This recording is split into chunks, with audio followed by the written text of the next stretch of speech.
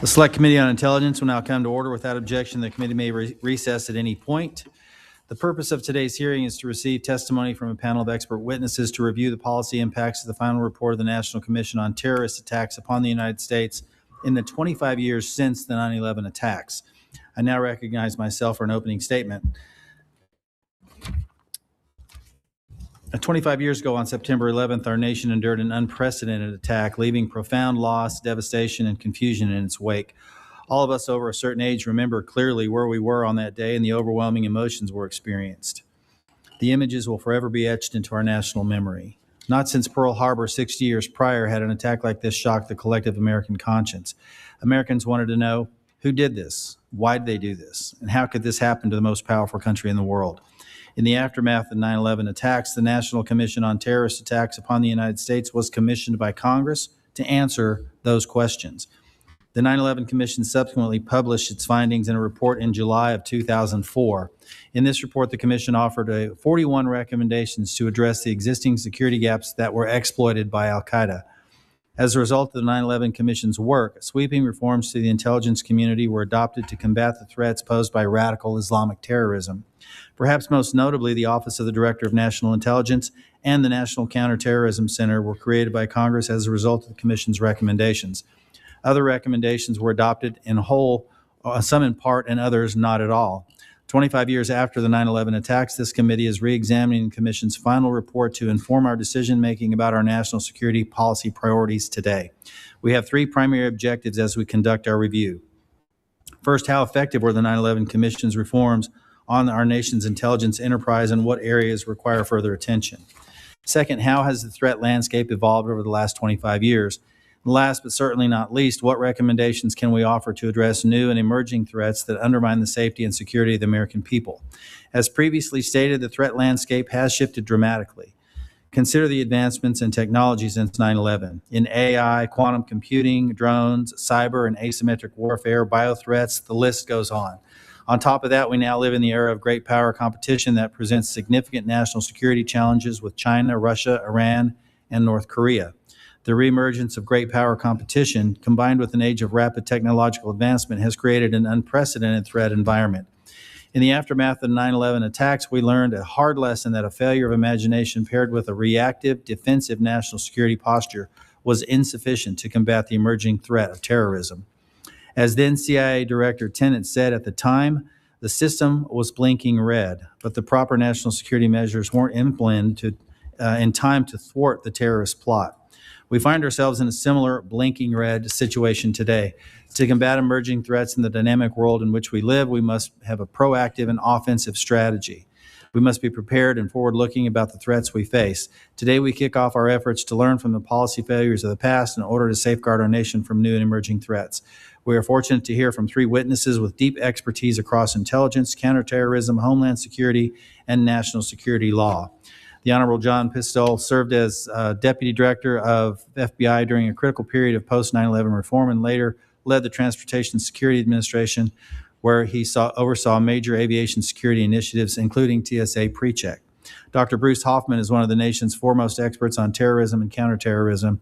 His decades of scholarship and service, including on the FBI 9/11 Review Commission, provided important perspective on how the threat landscape has evolved since the original 9/11 Commission report.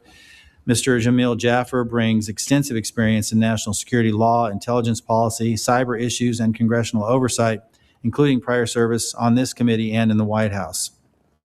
Together, these witnesses will help the committee assess what reforms have worked, where gaps remain, and how the United States should adapt to today's emerging threats.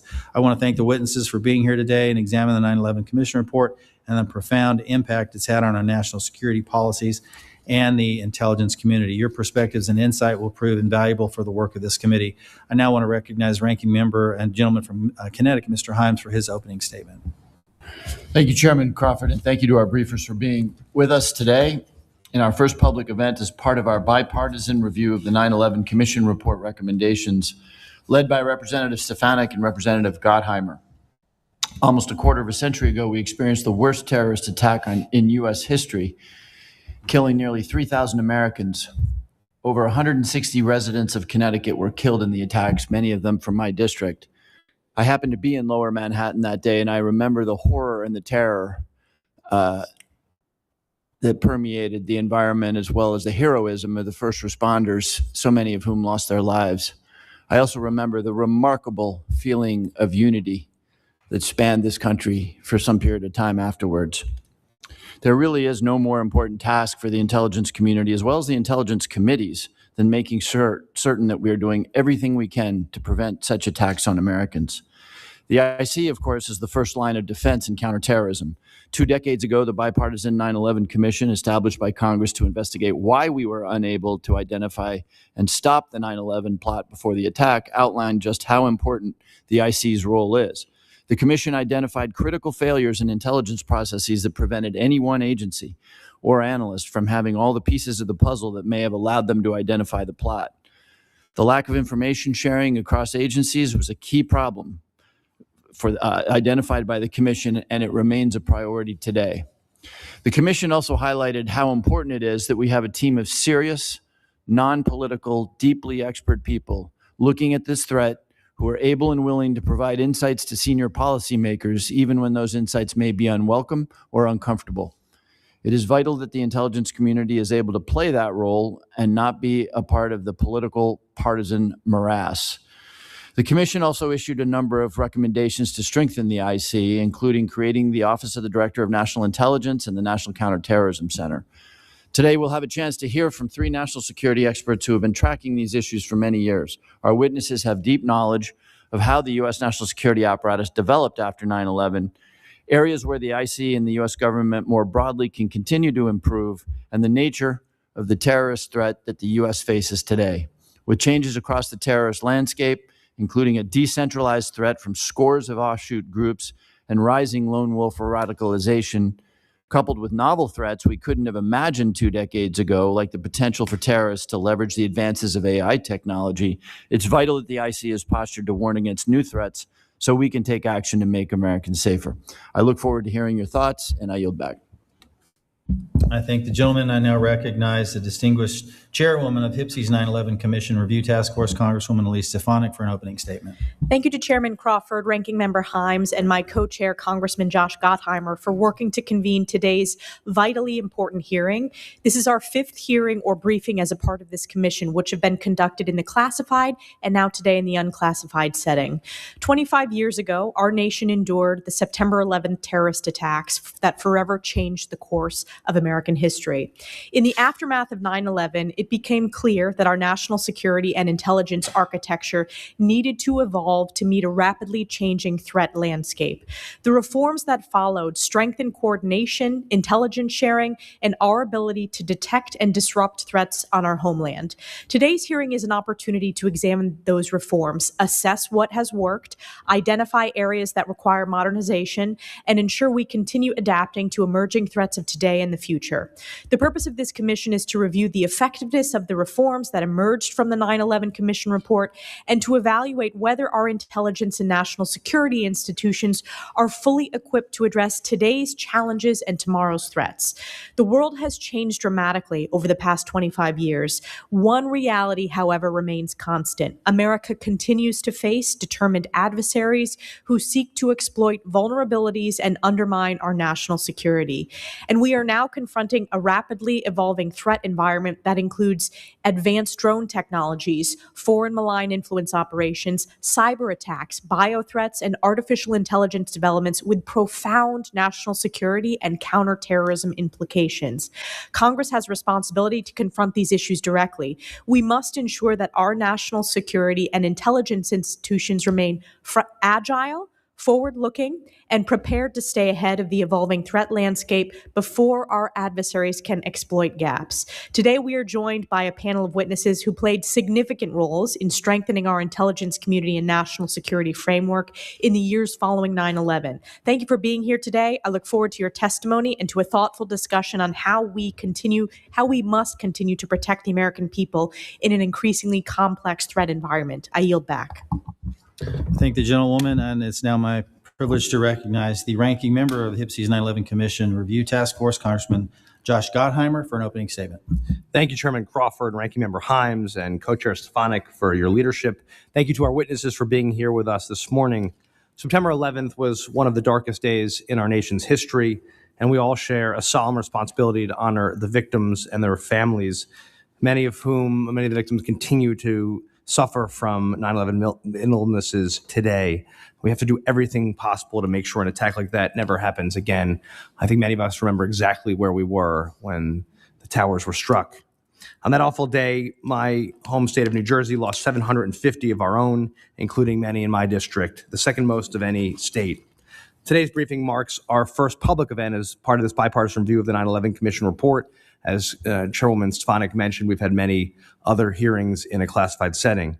We're taking a hard look at where the Commission's recommendations succeeded, where gaps remain, how the threat landscape has evolved, and what our intelligence community and broader national security apparatus needs to confront the threats of today and tomorrow.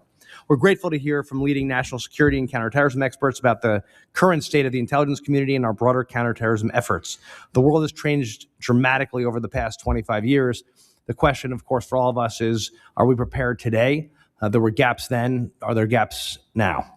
Terrorist organizations and lone actors now have access to more sophisticated technology, more advanced weaponry, and global online platforms that allow them to spread hate and radicalize individuals from halfway around the world without ever crossing a border. We continue to see the persistent threat here at home. Earlier this year, we saw multiple terrorist-related plots and attacks, including a bombing attempt in New York City and an anti-Semitic vehicle ramming attack at Temple Israel in Michigan, while 140 preschoolers were inside. At the same time, entirely new threats have emerged, from cyber attacks targeting our critical infrastructure to bioterrorism, to the growing misuse of artificial intelligence and other advanced technologies by our adversaries. That's why this review matters so much. We need to ensure our intelligence community has the tools, technology, coordination, and authorities necessary to stay ahead of evolving threats while protecting the freedoms and values that define us as Americans. We look forward to hearing your perspectives on the current threat environment, where our vulnerabilities remain, and what more Congress and the administration can do to strengthen our national security posture and keep the American people safe. We're very grateful for your time today. I want to again thank the chairman and the ranking member for affording this committee the opportunity for an in-depth real analysis on the report. Thank you so much. Thank the gentleman. And again, I want to welcome our witnesses today. I'm pleased to have a distinguished panel of witnesses before us today on this very important topic. I ask that our witnesses now please rise, raise your right hand.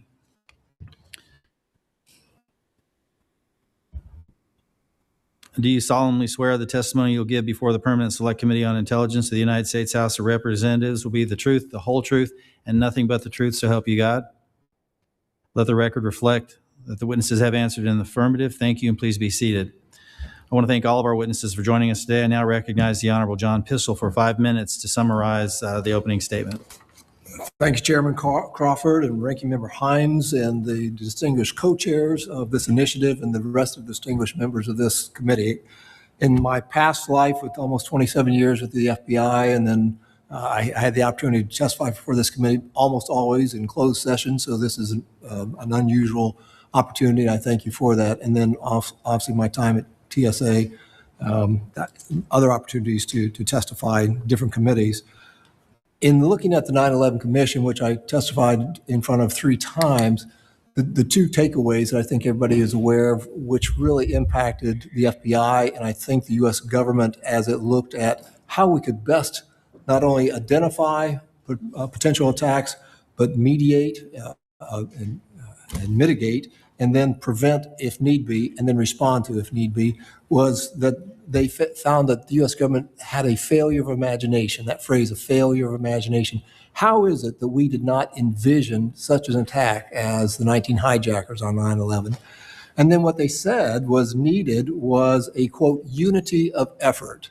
And so that unity of effort was unfortunately sorely lacking on 9/11. Again, I had been in the FBI for 18 years when 9/11 happened, and it was something that the FBI, frankly, was not focused on in terms of foreign terrorists coming to the U.S. and doing things such as hijacking planes and using them as weapons and missiles. And so what stemmed from that, a number of executive orders from President Bush, and then the joint inquiry between this committee and the Select Committee, the Senate Select Committee on Intelligence, SISI, which published a report in December of 2002, just 15 months later, which predated the 9/11 Commission's excellent work, really set the stage for what should the government be doing, And it wasn't like the FBI or the agency or NSA or any other components were waiting for things to happen. So there was much being done behind the scenes. I'll summarize the rest of my statement by saying the 9/11 Commission recommendations were thorough, they were accurate, and they were timely. And so the changes that we made in the FBI when I became the deputy director in the fall of 2004, the senior career position, working with Director Mueller, was a matter of how do we best position ourselves for not only the collection of intelligence based on the new DNI, the Director of National Intelligence, as was referenced, but how do we analyze that and share that on a timely basis and then action that as appropriate here in the Homeland. So those steps, those recommendations that have been made, were timely, and I believe that we are better served today than what we were then. That being said, the threats are still out there and the risks are high. And so, for example, the creation of TSA is one of those steps that would prevent another 9/11 from happening. But what other steps or threats are out there that have been referenced in some of your opening remarks? So with that, I'll yield back my time. Thank you, Mr. Chairman. I thank the gentleman, and I recognize Dr. Bruce Hoffman for 5 minutes. Thank you, Chairman Crawford, Ranking Member Himes, distinguished co-chairs, and committee members. I'm immensely honored and humbled to testify before this committee, not least since I appeared before the committee 25 years ago, just 2 weeks after the 9/11 attacks, and when I then also provided testimony on the subject of counterterrorism policy, threats, and intelligence reform. First, let me state the obvious. The United States has not experienced another major terrorist attack like 9/11, nor anything even close. This is a towering achievement. During the dark and fearful days following 9/11 and the early years of the war on terror, such a result was then a matter of faith and hope and was far from certain. It is proof how important the 9/11 Commission's recommendations in 2004 Intelligence Reform and Terrorism Prevention Act have been in keeping our country safe from another massive terrorist attack. But today, the superstructure of the security architecture that emerged is either fraying, being dismantled, or falling into disrepair. We are losing the expertise, knowledge, and institutional memory assembled over the past 25 years.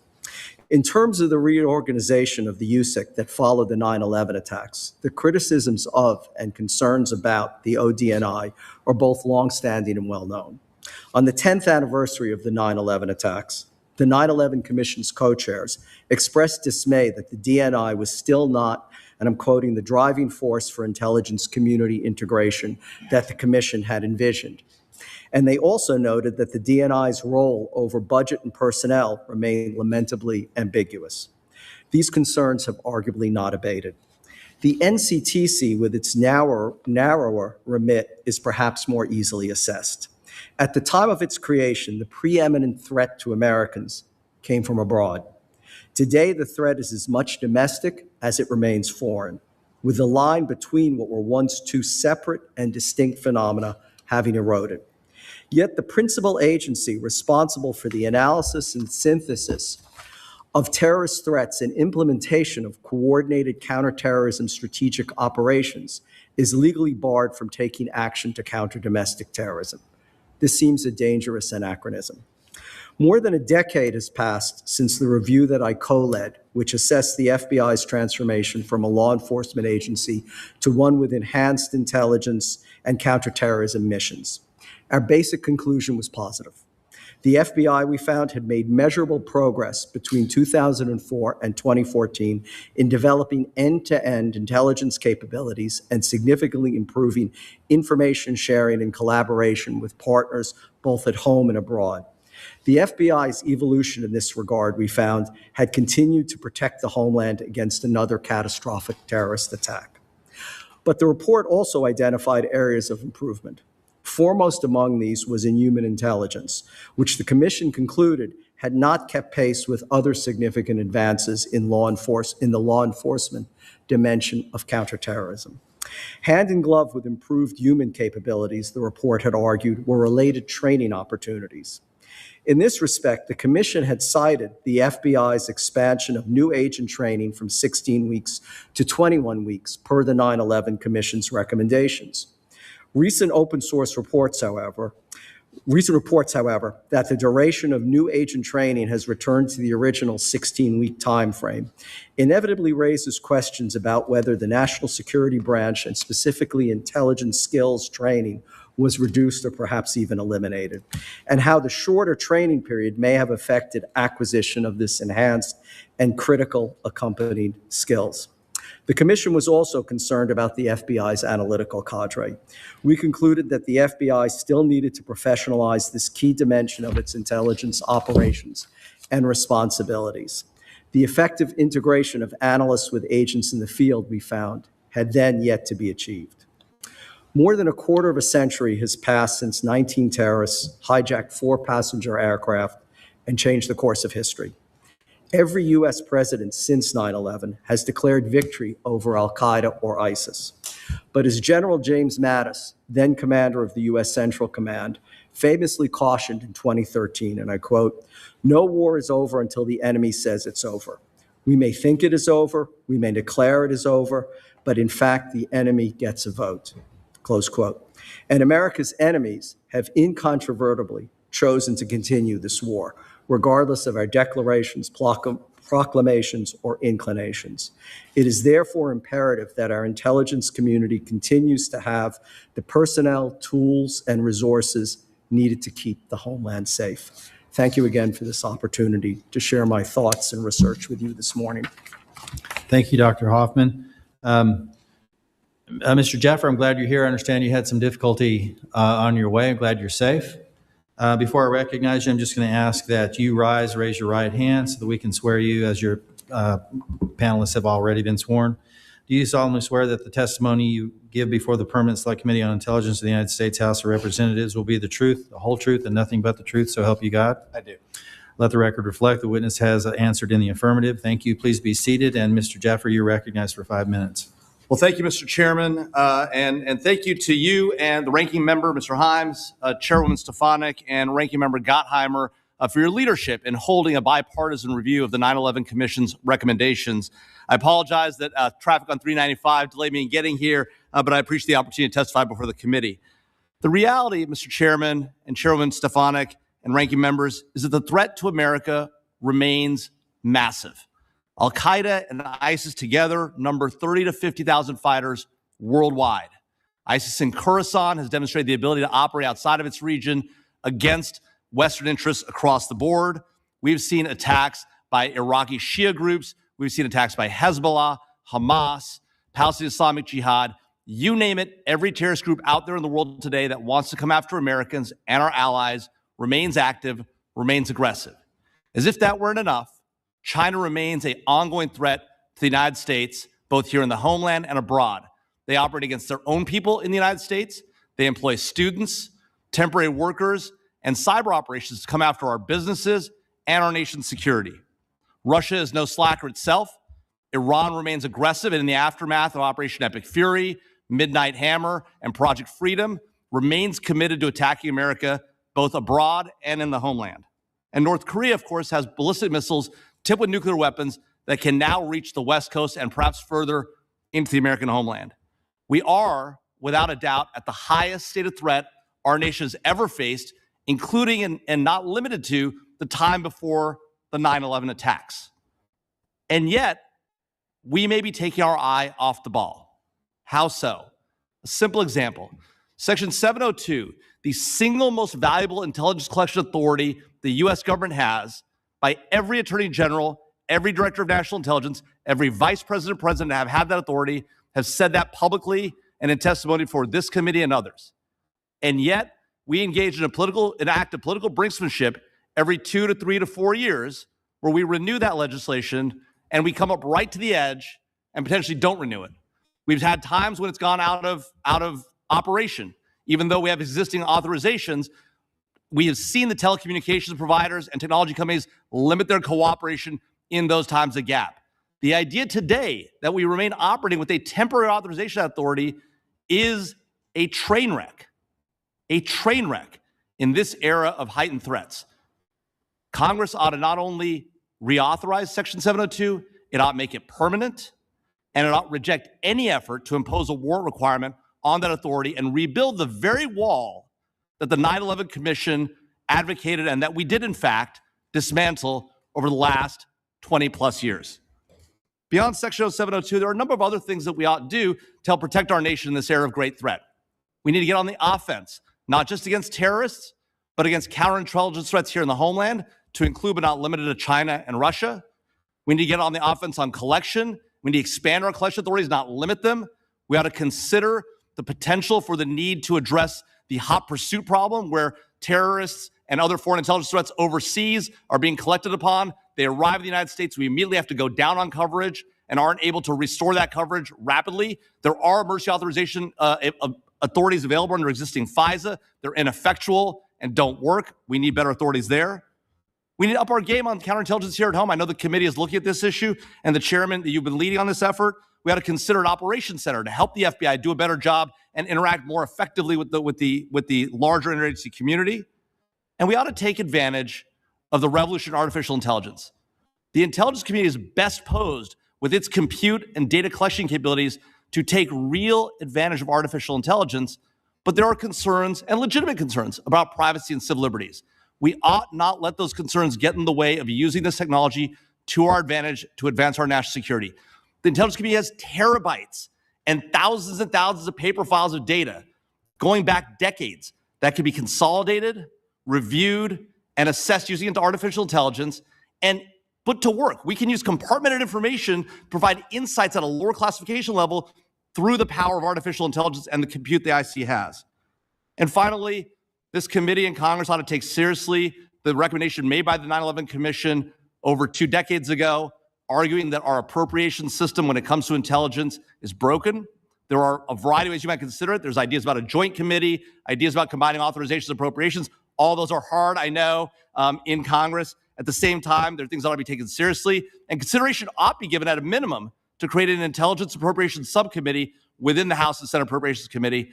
With that, I thank the chairman and the ranking member and the members of the committee for their time, and I look forward to your questions. Thank you, Mr. Jaffer. I appreciate your input. Members will be recognized by order of seniority for their 5 minutes of questioning. An additional round of questioning may be called for after all members have been recognized. I now recognize myself for 5 minutes. I want to get to this topic, and I think all of y'all have sort of touched on it, but how has the counterintelligence threat changed since 9/11? That's for any of the three that want to comment. The short answer is the counterintelligence CI threat has become more pervasive and more systemic, given the rise of players around the world. And as you mentioned, Mr. Chairman, the use of AI and the things that machine learning, the tools that are available to the counterintelligence players make it much more challenging for us on defense unless we can do more offensive actions, which is a different equation. So the short answer is it's more pervasive, more systemic, and more challenging for all of us. Thank you. Any further comment on that?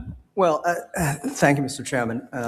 As I said in my oral testimony, 25 years ago, the terrorist threats the United States faced were primarily foreign. Now they've also bled into domestic, and they've blended together. So that's one dimension that I think has changed, is that we're asking the intelligence community and law enforcement to cover a much wider remit than they had 25 years ago. Secondly, I think is a problem of that Professor Jaffer referred to, the franchises of the main terrorist organizations. 25 years ago, the main threat was from Al-Qaeda. Now we face threats from Al-Qaeda, ISIS, but more importantly, their franchises. And Professor Jaffer had mentioned ISIS-K. ISIS-K, in a very short period of time, went from being able to operate in Afghanistan to operate in Turkey, in Iran, in Russia, and in the United States, of course, on New Year's Day 2025. So that's another problem. And then it's just the information overload that we see from activities where local terrorist groups aspire to become regional and even international threats and enlist lone wolves or lone actors to act on their behalf. Okay. Mr. Chairman, just very quickly, we've seen the mayor of Arcadia arrested for being, Arcadia, California, for being a Chinese spy. We've seen a Harvard professor not only indicted by the Department of Justice for working with China, but having gone to China, actually established an operation there now, operating out of China. The Chinese government is aggressively operating in this country in ways that are hard to determine, hard to assess. They The IC has got to get on top of that. We have to give them more resources and more capabilities. And the Russians remain extremely active. CI is probably, if not the number one threat today, number two to our country. So you think our current CI efforts are too reactive, focused on individual cases rather than strategic campaigns by foreign governments? I think that's exactly right. We need a larger operational strategic plan against these threats, particularly China. You know, we had an operation that we were working really effectively in the first Trump administration at the Justice Department. Unfortunately, that got wound down in the Biden administration. It hasn't really been effectively reestablished in the current Trump administration. I think in part because we're trying to do deals with China. That's a mistake. We need to get on top of that, Mr. Chairman. Let me ask you this. So in the post 9/11 environment, as all of you have indicated, the threat landscape has evolved significantly. How do we improve coordination? And I'm thinking about how we integrate other agencies, other departments within into the IC, for example, departments of agriculture, commerce, transportation, et cetera, how we adopt more of a whole of government approach as it applies to our counterterrorism, our counterintelligence threats. And I'd welcome comments from all three of you on that. Well, it's a great question and challenge, Mr. Chairman, in terms of incorporating those departments and agencies that aren't dealing in the IC world, don't have clearances. How do you protect sources and methods to make sure they have the information that is, again, timely and actionable? For example, you mentioned the Department of Agriculture. If there is a threat by a foreign actor to do something against our agricultural infrastructure, how is that best actioned? And so that's one of the challenges in terms of information sharing and then actioning that. So it's a deep question with lots of responses. So, for me, it's not about, splitting hairs about Title 50 authority. It's about subject matter expertise. And that subject matter expertise resides in those agencies, but they don't have the connective tissue to the IC. Does that make sense? Yes, it does. And that's exactly what we experienced at the FBI prior to 9/11 and then afterwards trying to deal with that. Any Dr. Hoffman? I would agree with everything that Mr. Pistole said, but the one thing that I would add that I think is absolutely critical is improving integration and coordination with state, local, and tribal authorities, because terrorism has become local. On New Year's Eve in 2025, we had an individual radicalized in Texas who then travels to New Orleans. And I think this underscores how we have to be entirely confident that the whole process, not just that there's integration at the federal level, but at the state, local, and tribal as well. If I might, Mr. Chairman, Sure. The one thing I think that we could do that probably most effective is to give security clearances to folks in those agencies and allow them to understand the full nature and scope of the threats. And to give security clearances, a lot more security clearances to our state and local partners, to our partners in the private sector. We've been talking for years about the threats to American industry, about the threats to state and locals, about the threats to our agricultural system, whether it's Chinese farmland threats or biosecurity threats. Yet a handful of people have TSSCI clearances in those departments, in industry. We need to get out to scale, give them the information and gather from them the information, use them as our assets in the field to understand and really address these threats. We've never been really good at that when it comes to the IC. We've talked a lot about it. We've never really actioned that idea. Excellent. Thank you. Ranking Member Himes. Thank you, Chairman. I've got a bunch of questions, so I'm going to ask for fairly quick answers. Dr. Hoffman, this one starts with you. I look at the defense that we played in the last 25 years, and it's worked pretty well. That's indicated in the number of terrorist attacks that have been stopped, our ability to reach out and touch terrorist groups around the world. What really troubles me is that if you compare the threat, it is much more numerous in many, many more places. The Sahel, across to Indonesia, here, domestic violence, it's domestically extremes here. So my question, Dr. Hoffman, if we really wanted to be serious about reducing the supply of terrorism out there, that is to say, compromising the ideology, which seems to be attractive to people, doing more to stop the supply, what would we do? Well, the architecture we had to wage the war of ideas, which is, after all, President Bush defined the war on terror would be in part a war of ideas, was always, in my view, incomplete. And that's because there's no clear metrics. When you kill or capture a terrorist, you can tick off a box.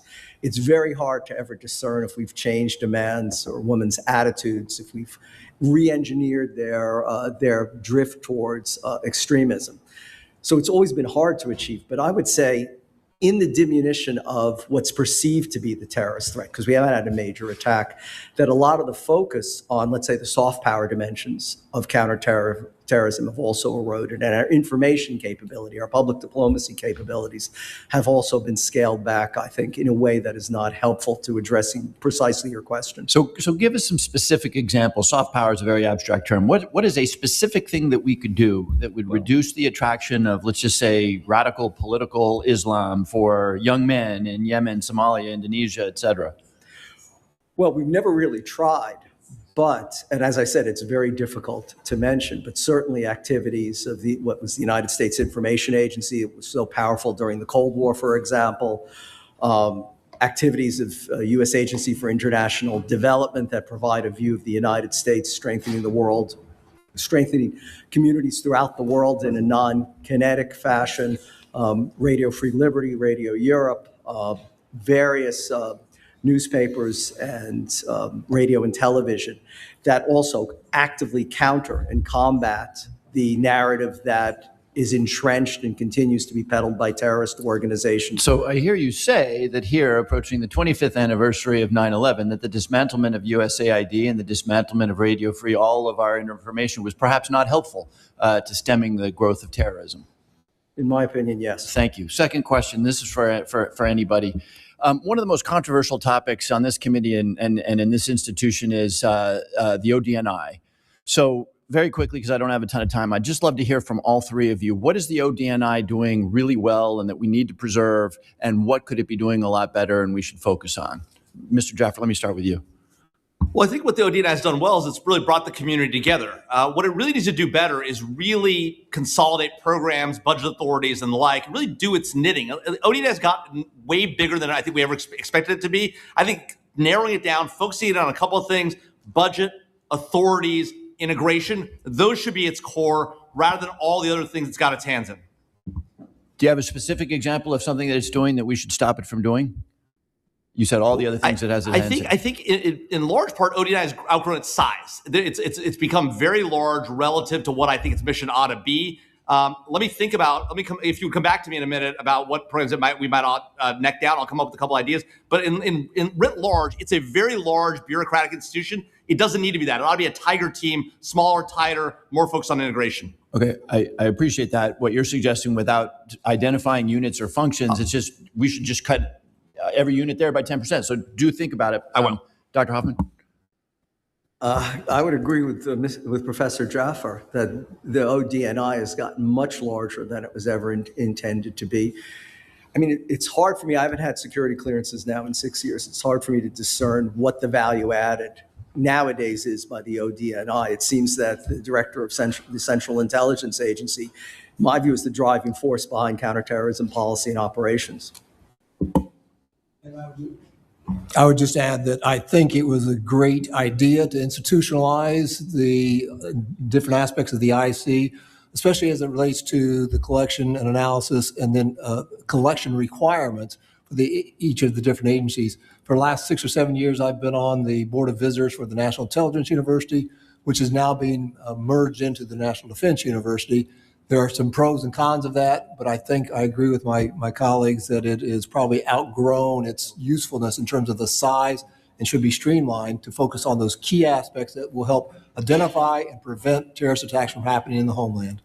Thank you. I'm out of time, but I would like to follow up on this issue. I think there is an emerging consensus that is not a lot more specific than what we heard today, but that is an institution that is both critical and in need of reform and right sizing. I think that's something we're going to want to follow up on. Thank you. Yield back. I thank the ranking member, and I recognize the distinguished chairwoman, Ms. Stefanik. Thank you, Chairman Crawford. Mr. Pistol, in your opening statement, you talked about one of the thematic findings of the initial 9/11 Commission was this failure of imagination. When I take a step back and think about this technological sea change that we have undergone over the past 25 years, whether it's AI, quantum, cyber, drones, or this, that needs to be addressed. How can we address these emerging technologies when it comes to our counterterrorism posture? Thank you for the question, and I think you've hit it right on the head, Madam Chair, Congresswoman. And it really gets to that unity of effort issue that the 9/11 addressed. But the 9/11 Commission was focused on unity of effort within the U.S. government. I think it's much more broad than that. It's a public-private partnership in a way that our high-tech companies, especially those who are investing billions in AI and all these different things. How can we best leverage what they are doing that we are not doing in the U.S. government to make sure that there are no gaps, that there's not a failure of imagination to say, okay, have you considered this?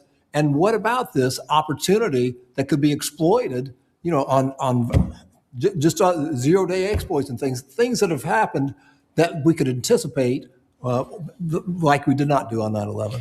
Mr. Jaffer, you referenced AI as an opportunity for the IC to utilize technological tools to strengthen our posture when it comes to counterterrorism. One of the concerns that's been raised both publicly in reporting is terrorist organizations using AI or lone wolf using AI. Can you talk to me about that? And I also want your perspective on the question I asked Mr. Pistol.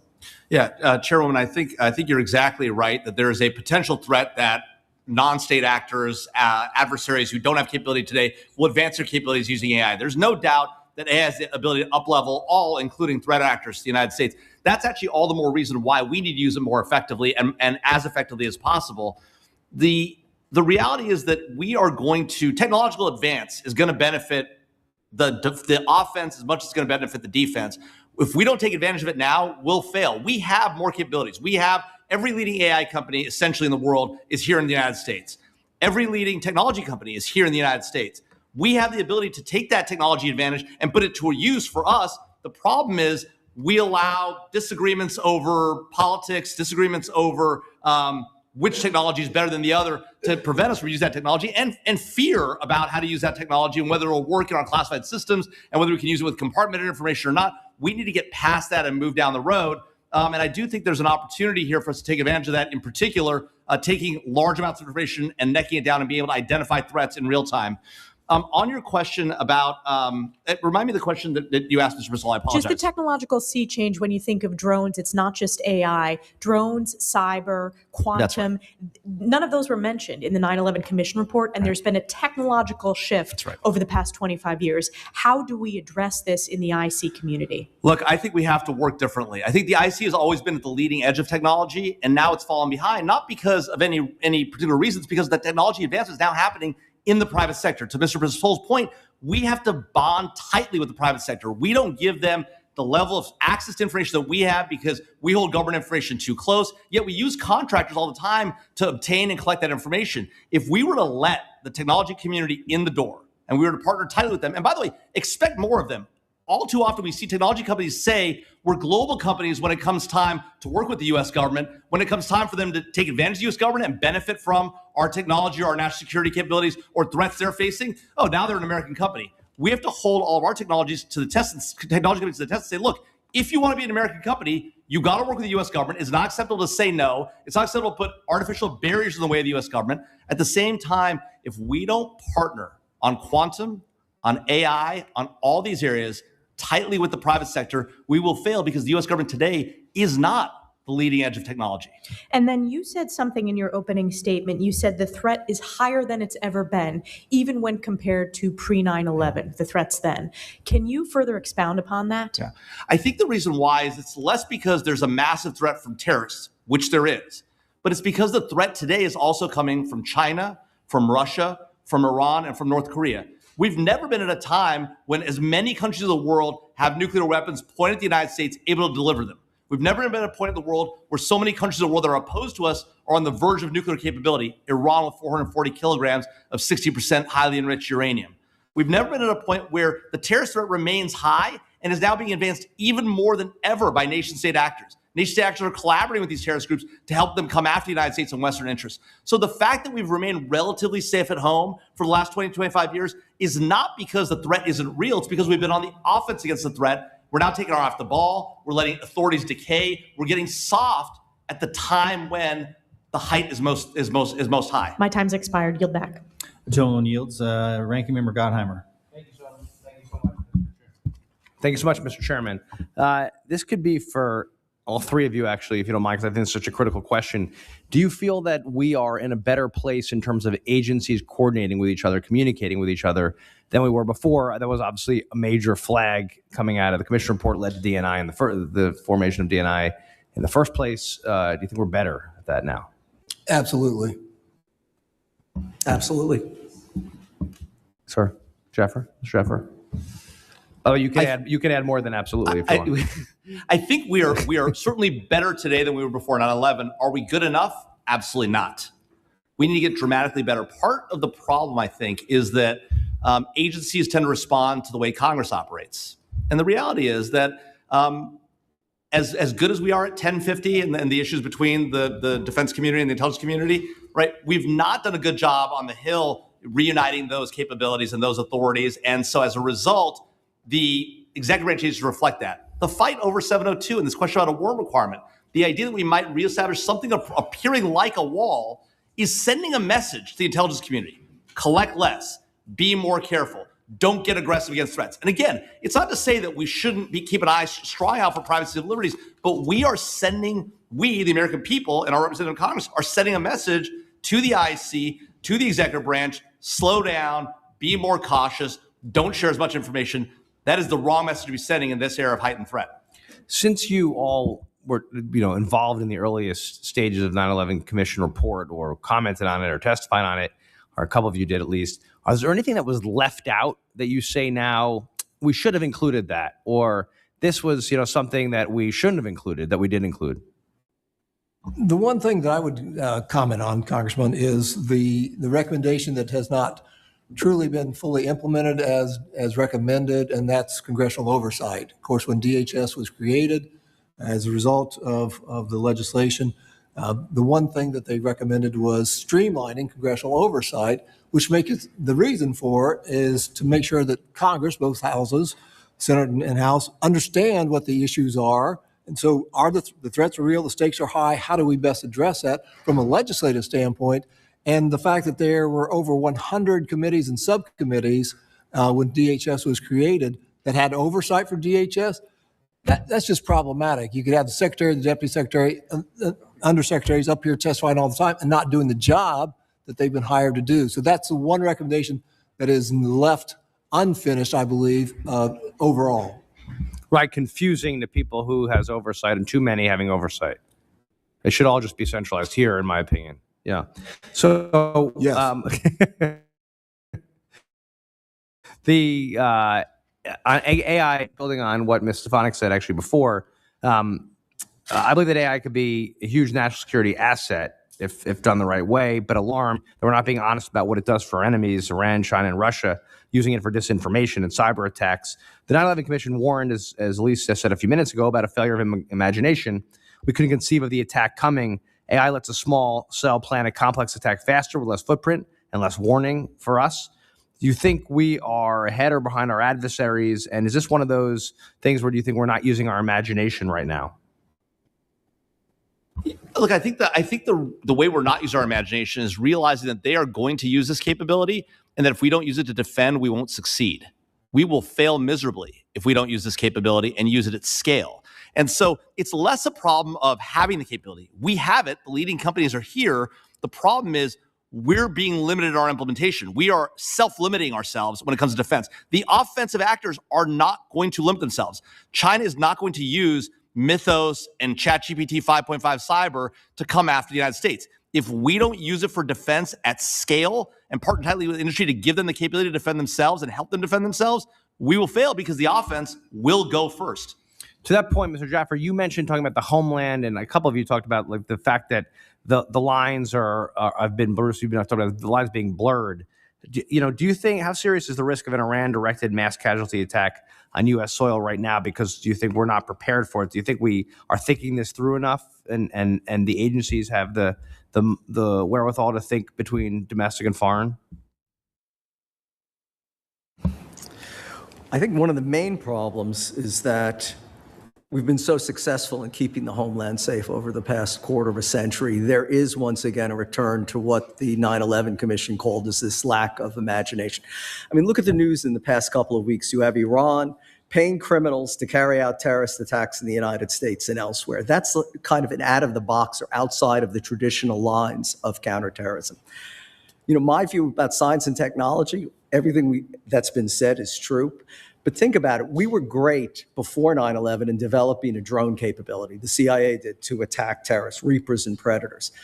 Our defenses against drone attacks, in my view, are non-existent, or at least lamentably behind what has emerged only because of the Ukraine war and now the war with Iran as a salient threat. What's to stop any terrorist group anywhere from importing commercial drones and carrying out an attack on a major urban center? And how well is any city in the United States, much less the coordination between federal, state, and local, to deal or to handle or to counter such an attack?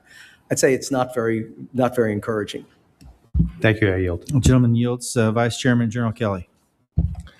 Thank you, Mr. Chairman. As we approach the 25th anniversary of September 11th, this hearing is an important opportunity to examine what reforms work, where gaps remain, and whether our intelligence architecture is adapting fast enough to modern threats. The 9/11 Commission identified failures in information sharing, integration, and imagination. In response, Congress and the executive branch implemented major reforms, including the creation of the DNI and the National Counterterrorism Center, which significantly improved coordination across the intelligence community. At the same time, the threat environment has evolved considerably since 2001. Terrorism remains a persistent threat, but we are also confronting cyber attacks, foreign malign influence, gray zone aggression, AI-enabled threats, and increasing blurred lines between foreign and domestic threats. My focus today is whether the post-9/11 intelligence framework remains agile enough to address the next generation of threats while preserving effective oversight, accountability, and civil liberties. And I want to get right to the point. We would have had another 9/11 had it not been for 702. We would have. Anybody who is too ignorant to acknowledge that, and the games that we play with this, and I think it was you, Dr. Jaffer, who said that our letting it go dark or letting it go away is a non-starter, a non-entity. The political games need to stop. When abuses are found, people should go to jail. People should be, they should have harsh treatment when they violate the civil liberties of Americans. But I used to prosecute as a district attorney. Murder's against the law, but people still break the laws. We have laws in place and reforms in place. How important is 702, each of you, to making sure that we continue to keep America safe? Thank you, Mr. Vice Chairman. It is literally the most important intelligence collection authority, bar none, that we have. 60% of the president's daily brief comes from 702 collected information. It has stopped terrorist threats. It allows us to get Ayman al-Zawahiri. It allowed us to, just in the last 2 years alone, it has stopped a variety of cyber, intelligence, and terrorist threats to the United States, not just here, but to our friends and allies abroad and to Americans abroad. And so it could not be more important. And I'll say this, not only should Congress make it permanent, because here's the thing, we don't need a renewal statute, right, or a sunset statute for Congress to do oversight or to change the law if the law is problematic or if there are problems with private civil liberties. We don't need to walk up to the line every 2 to 3 to 4 years and put ourselves in this position. It's simply political brinksmanships, and it should stop. I think, Dr. Hoffman, you talked about the ODNI and how it's had some good things at work, but it's getting too large. It is maybe not operating in the intended way. What reforms or what changes would you make to make the Office of the Director of National Intelligence more effective and to be able to coordinate and collate better?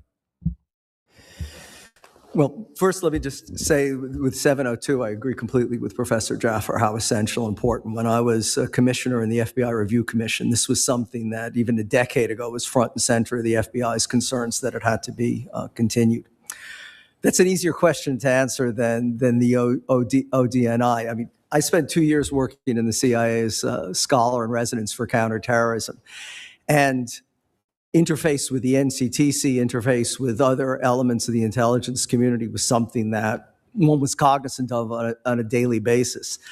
I mean, as it affected me as an analyst then, the ODNI really didn't have much of a role. I mean, it's supposed to integrate overall. I think it probably has done a good job in that, but lacking budgetary authority, control over personnel, the fact that so many of the intelligence agencies, and rightly report to the Secretary of Defense, means that that position is always going to be limited. So I'm not necessarily sure there is a way to reform it. And I would just add, Congressman, and thank you for your prosecutorial work. I was on the senior advisory board for the OD&I in 2 different administrations. And one of the things that we tried to emphasize is the operational work that the centers would do, like NCTC. Terrific work, operationally focused, integrating state and locals, tribal, all those different things. And yet the bureaucracy around all that, trying to move agilely and proactively, that was of concern that we raised in 2 administrations. And I think that's something to pursue by this committee. Mr. Chairman, I yield back the balance of my time. Gentleman yields. Mr. Carson. Thank you, Chairman. Thank you, Mr. Jafford, Dr. Hoffman. It's always good to see a fellow Hoosier. President Pistole, thank you for all that you do. President Pistole, this is for you, sir, and others can chime in. I want to start with fusion centers. Before coming to Congress, I was a supervisor at the Intelligence Fusion Center in Indiana, so I know firsthand how they work, and you've done work with them. But I worry about the role, essentially, of state and local law enforcement in counterterrorism and the fact that they're not getting enough attention.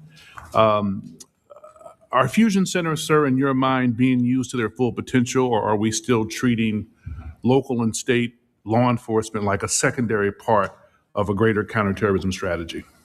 Yeah, thank you, Congressman, and good to see you, sir.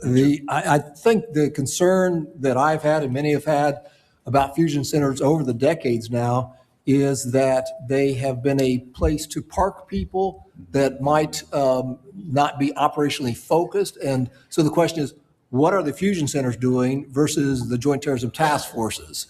And who's got the operational lead? Well, of course, the JTTFs, if it's something that is, okay, there's a lead, there's a terror cell we need to disrupt or something. So the question becomes, what is actionable and timely and relevant for the fusion centers to act on? And I think redefining their roles and responsibilities would be helpful in clarifying that issue. Yes, sir. Dr. Hoffman? I can't comment on the fusion centers, but the one thing I've observed in recent years is that DHS funding for training and for coordination between federal, state, and local and tribal is precipitously declining. It's at a lower level than it's been in years, and that to me is the glue that holds together our defenses against terrorism in this country. Yes, sir. Mr. Jaffer? Well, Congressman Carson, as you know, having served in the Indiana Fusion Center, one of the challenges the Fusion Center faces is whether they should be all threats or they should be focused in on a handful of things like counterterrorism, like counterintelligence, and the like. To my view, and I actually, when I was a staff member on this committee, we did a study of the fusion centers and went around the country in a bipartisan way and looked at the various fusion centers. I think what we found back then, and my sense is the same as the challenge today, is that different fusion centers are doing different things. Yeah. And most of them, a lot of them, are all threats, all hazards fusion centers. And that makes it very hard to focus in on the handful of things that are really important. If I were doing it over again, I'd recommend that the federal government put money into fusion centers, but money focused on only a handful of things and tell them, look, you're going to do these 3 things with our money, and that's what you should focus in on. I'd put counterterrorism on that list, probably counterintelligence, cyber, and the like, because there's so many threats across the country that FBI and the rest of our intelligence agencies can't really scale to. All right. Thank you all. Yield back, Chairman. Gentleman yields. Mr. Crenshaw. Thank you all for being here. I thought it was interesting on the committee's recommendation about combining appropriations and authorizations in HPSI and SISI. I know why I would like to see that, but I'm curious why the commission would why you think that would be a good idea. Well, Congressman, obviously it would make life a lot easier if the authorizers could decide where the money was going to be spent and then actually put those monies on target. It would solve the 2-step problem, having to convince more people about a given issue. This committee, in particular, being a select committee like the Senate side committee, has a specific role and mission. It was designed to focus in on intelligence programs to provide protection for private civil liberty, but to lean forward on those missions.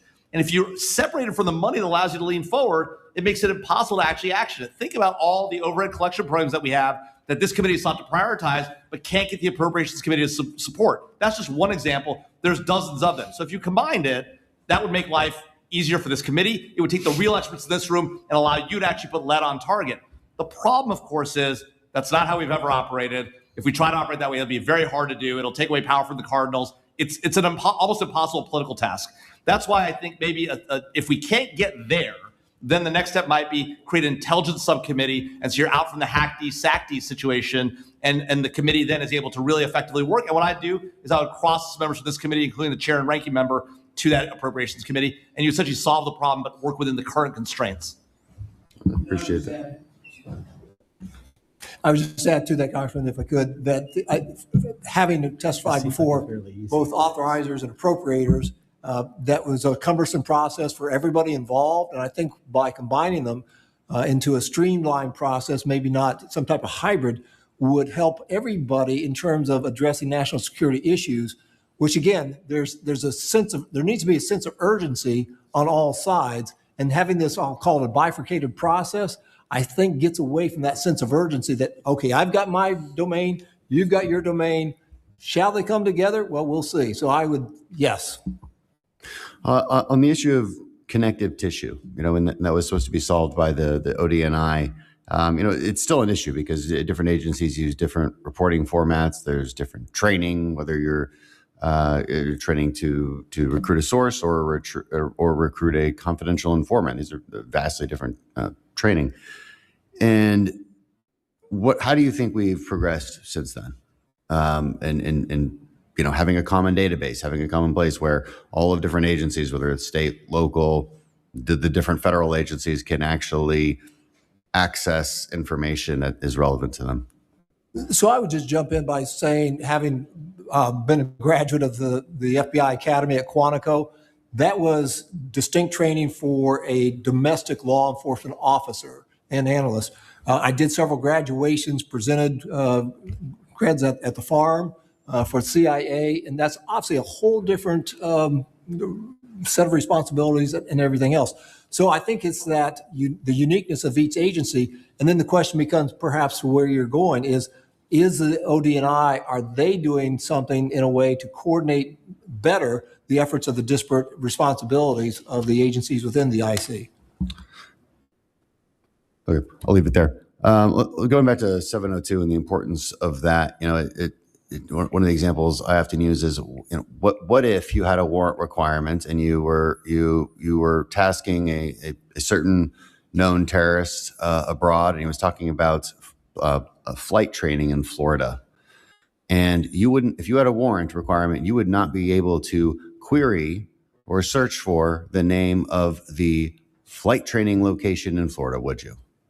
I mean, it's crazy, right? The idea, and then you wouldn't be able to say, wait, there's a bunch of other known terrorists also looking for flight training at that same place. If only that weren't an actual scenario that took place before 9/11. I mean, this is exactly what the 9/11 Commission pointed out, which is that the idea of having lawfully collected information in a federal government database, but you can't look at it until you go to a judge and ask for Mother May I. By the way, without the information you need, you can't even use that information to get the probable cause court order you might need. So at the very time when the intelligence community realizes we have a threat, we have a terrorist talking to an American or somebody in the United States, we now got to go ask a federal judge for information. It is exactly the point at which we need to be able to look at the database. We'd be prohibited from doing it. The American people will hold all of us accountable if there's information in a 702 database and we can't look at it because we voluntarily put a warrant requirement in place that the Constitution and law today does not require. Real quick, in last 5 seconds, when there is a warrant for someone's communications and yet companies say that they're encrypted apps, they can't access that, should that be something that the government needs to deal with? Absolutely. The idea that we would put information off limits to the government is hugely problematic. There are ways to solve this problem, protect private civil liberties, use strong encryption. The idea that the U.S. government would have the capability to access encrypted data does not destroy privacy. It does not destroy encryption. There are ways that we've developed that will allow us to do that. The problem is the private civil liberties community is so dug in on this issue, they won't accept anything but absolute limitations. I yield back. Thank you. Gentleman yields. Mr. Krishnamurthy. Thank you, Mr. Chair, and thank you to all of you for your service and for coming in today. Mr. Pistole, following the 9/11 attacks, you were responsible for directing the National Joint Terrorism Task Force, or JTTF, right? Yes, I helped create what's known as the national JTTF. And I had oversight for all the regional JTTFs. And they did good work. I know this because in 2022, the JTTF in my hometown of Chicago led efforts to prevent a plot to attack Naval Station Great Lakes near Chicago. So you would agree with me that JTTFs are critical to our counterterrorism efforts, especially in a post 9/11 world, right? Yes, again, absolutely. It was a surprise to me that the FBI diverted counterterrorism efforts like the JTTFs to support the president's immigration agenda. According to data acquired by Senator Warner of the Senate Intel Committee last October, nearly half, 45% of the FBI agents in major U.S. field offices were reassigned from counterterrorism, counterintelligence, and other work to aid ICE in its immigration efforts. And I think that's just plain wrong. I think it makes us less safe as a country. I'd like to turn to another topic, and that is the rise of anti-Semitism, but also the rise of Islamophobia. 20 years after 9/11 happened, Islamophobia in the U.S. has not gone away. Just this weekend, we saw the horrific killing of 3 people at a San Diego mosque. One of the things that really I thought George W. Bush did well in the wake of 9/11 was he actually made it clear that the war on terror is not a war against any single religion, and that we should all band together against terrorism wherever it rises. However, I'm concerned that Islamophobia, anti-Semitism, all of these isms are on the rise. And so I just want to go person by person. Mr. Pistole, you would agree with me, Islamophobia and hate has no place in America, right? Yeah, absolutely. Dr. Hoffman? Of course. And Mr. Jaffer, Islamophobia and hate have no place in America. Well, as a Muslim, I don't like Islamophobia. Yeah, that's right. But also, I mean, I want to be clear. We have seen a rise in both these trends, anti-Semitism and anti-Islamism here in the United States. And I will say this, a lot of the people who practice those views are the same people, right? You see the vile stuff that you hear on podcasts, that you hear platformed by certain think tanks in this town. The same people who hate Jewish people hate Muslims just as much. There is a lot of overlap between these groups here in the United States and in Europe, and we need to identify that and recognize that we're actually stronger together than at each other's throats. And the reality is that rise is happening here in the United States. It's happening here in this town. It is happening right across the street at certain think tanks in this town that are supporting people who are both anti-Jewish and anti-Muslim, and that has to stop. Thank you for bringing that up. I just want to point out 2 things that I saw recently on social media that bother me to no end. Here is Senator Tommy Tuberville posted this. He said, less than 25 years apart, he puts the 9/11 attack on one side and then Mayor Mamdani on the other side. I find that to be just completely unacceptable. I want to show you another social media post as well that is very bothersome. This is from Congressman Randy Fine. He said, we need more Islamophobia, not less. Fear of Islam is rational. Mr. Jaffer, I'd like to hear your comments about that. I mean, obviously, everyone in the United States has a right to free speech, but that is the kind of speech that people should condemn and criticize and attack. The idea that members of Congress think it's okay to say things like that, the idea that think tanks in this town think it's okay to platform neo-Nazis, the idea that we tolerate that kind of behavior, anti-Semitism, anti-Islamism in this country, is ridiculous. There's no doubt that a lot of terrorists that come after this country are motivated by radical forms of Islam. It's okay to say that. There's no doubt that people who attack Jewish people in Israel, Hamas, are motivated by anti-Semitism. It's okay to say that. What it's not okay to do is to stand in front of this country and say that Muslims as a group or Jews as a group are problematic, are not acceptable in this country, should not be here, should not be part of our society. The very reason that people want to come to this country, the very reason that we are all here and the very reason that we are all successful is because we've brought a vast range of people together. We've made them all Americans. And we all move forward together as Americans, not as Jews, not as Muslims, not as people from Germany or from Iran or from Iraq, but as Americans. Thank you for that eloquent statement. I would just say thank you to all of you for standing up against Islamophobia, anti-Semitism, Hindu phobia, all phobias. They have no place in America. Hate has no place in America, and it's counter to all of our values. Thank you. The gentleman's time has expired. Ms. Wagner. I thank you, Mr. Chairman. Like so many Americans, I still vividly remember where I was on September 11th.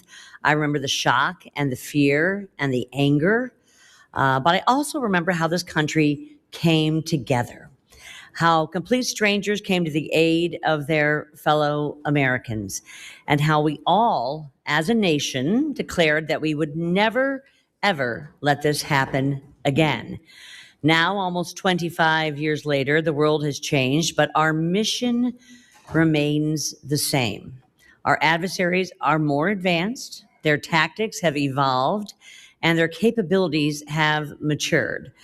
To ensure the safety of the American people, our intelligence community must adapt faster.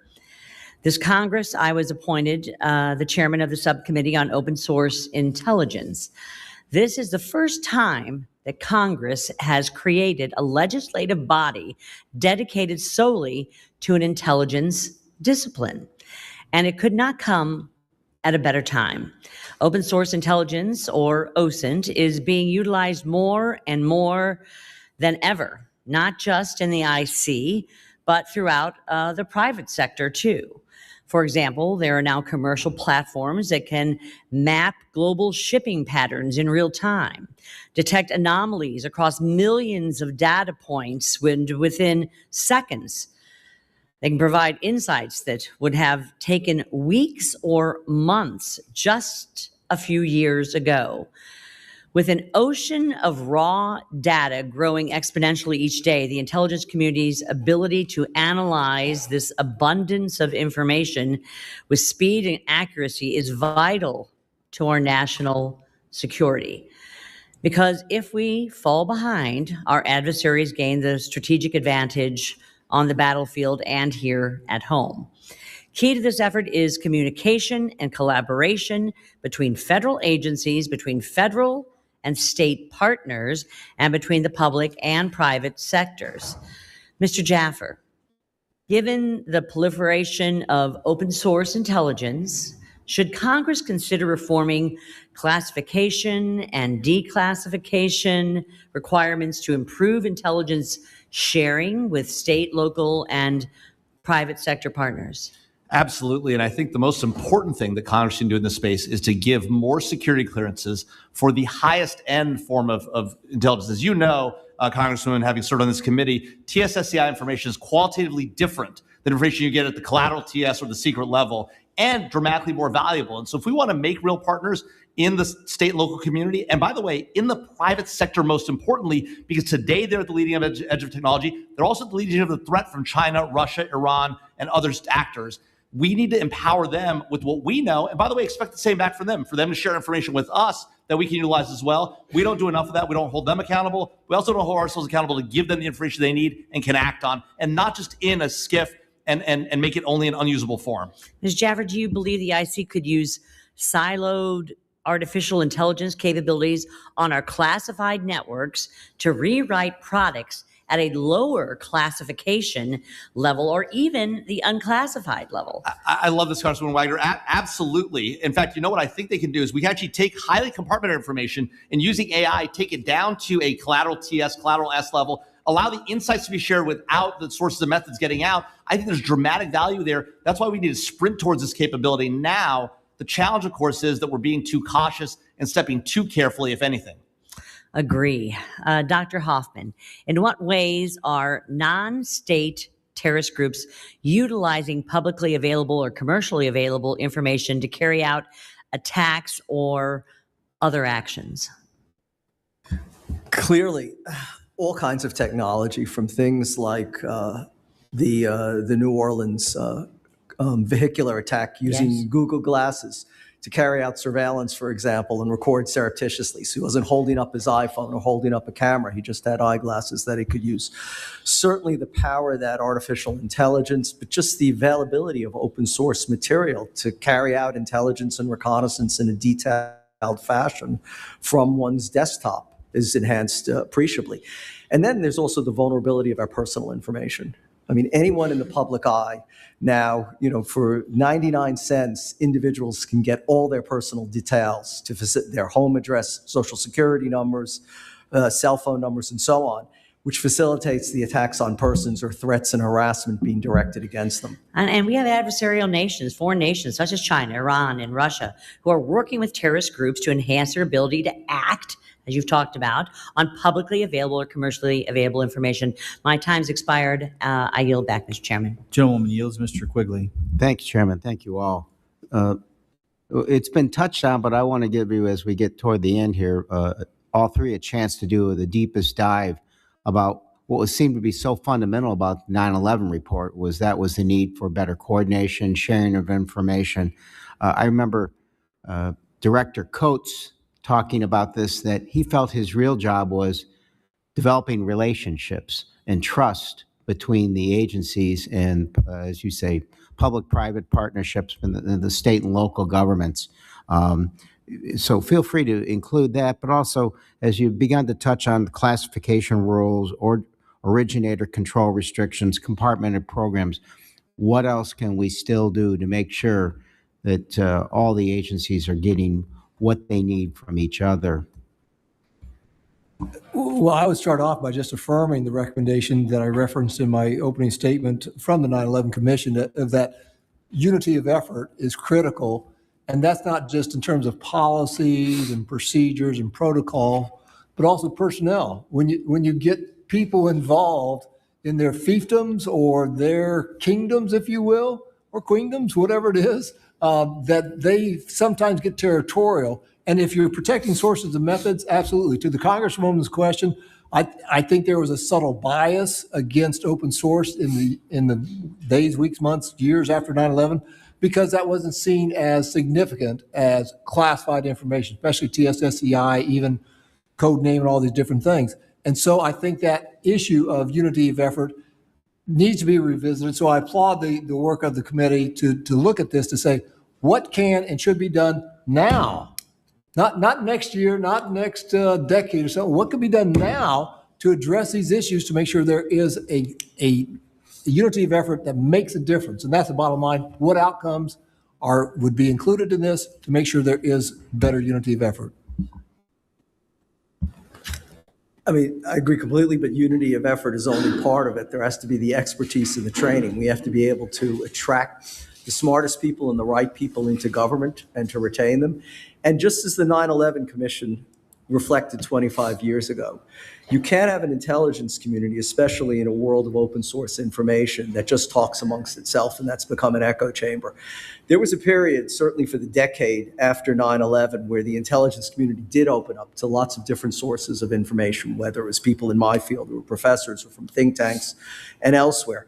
I've seen that over the past decade or so continue to close, where the intelligence community, in my view, is sliding back into the pre-9/11 mentality. It has great information. It privileges always classified information above all else, as the Congresswoman said. In an era of open source information, that's just as vital. And just as the 9/11 Commission said 25 years ago, it's having the broad perspective from outside of the community that's important. And Congressman, just really quick to follow up, I do think while it's important to change classification rules and adjust them as needed, I do think that's a longer term, harder thing to do. I would say what we ought to do today is take advantage of the technology that we have, that innovators and investors are building today, to take our current classification rules and simply make that information more accessible to people who have lower clearances or don't have access to those compartments, right? Just because something is ORCON doesn't mean you can't take the insights from it, or compartmented, take the insights from it, put it at a level where it's abstracted enough that you're not revealing the source or method, and get it to somebody with a collateral TS or secret clearance. I realize that's hard, but AI provides the capability to do it. You can have it vetted by humans. Humans can look at the output and say, yep, I think that's right. That's the right level of classification, and get it out the door. There are huge opportunities here. We don't have to change the rules. We can simply use technology smarter. And there are investors, innovators who support our national security, who are willing to put effort into that. For any of you, the question I always had was, how does one person in one agency know what somebody else is working on halfway across the world that they might need? Is there some systems or thoughts that you have in terms of how to solve that issue? It's a great question, Congressman. There's been a lot of discussion about that. And depending on how sensitive the information is, if it's TSSCI compartmented, then probably not. And so that becomes problematic. For example, when I was the head of TSA, I started it off every morning just as I did at the FBI, receiving a TSSCI threat briefing about transportation issues, not about all the other things, not CI and all those other things. The question became, does the frontline workforce need to have that information? No, not that. They need to know is there a non-metallic IED that is being considered to be smuggled in? Is there a cargo plot? Something like that. But they don't need to know the sources or the methods of collection of that information. So I think that's part of the solution. How do you best get the operational information to the people who need it on the front lines? Thank you. I yield back. Gentleman yields. Ms. Tenney. Thank you, Mr. Chairman, and thank you, the Ranking Member Himes, Chairwoman Stefanik, and Chairman Gottheimer for holding this important hearing. America was changed forever, as we all know, by the attacks of September 11th. We continue to mourn the 2,977 individuals killed on that day, including a childhood friend of mine who was killed in the crash in Shanksville, Pennsylvania. We also remember and recognize the 125,000 first responders, survivors, and civilians who continue to suffer from severe health impacts from that.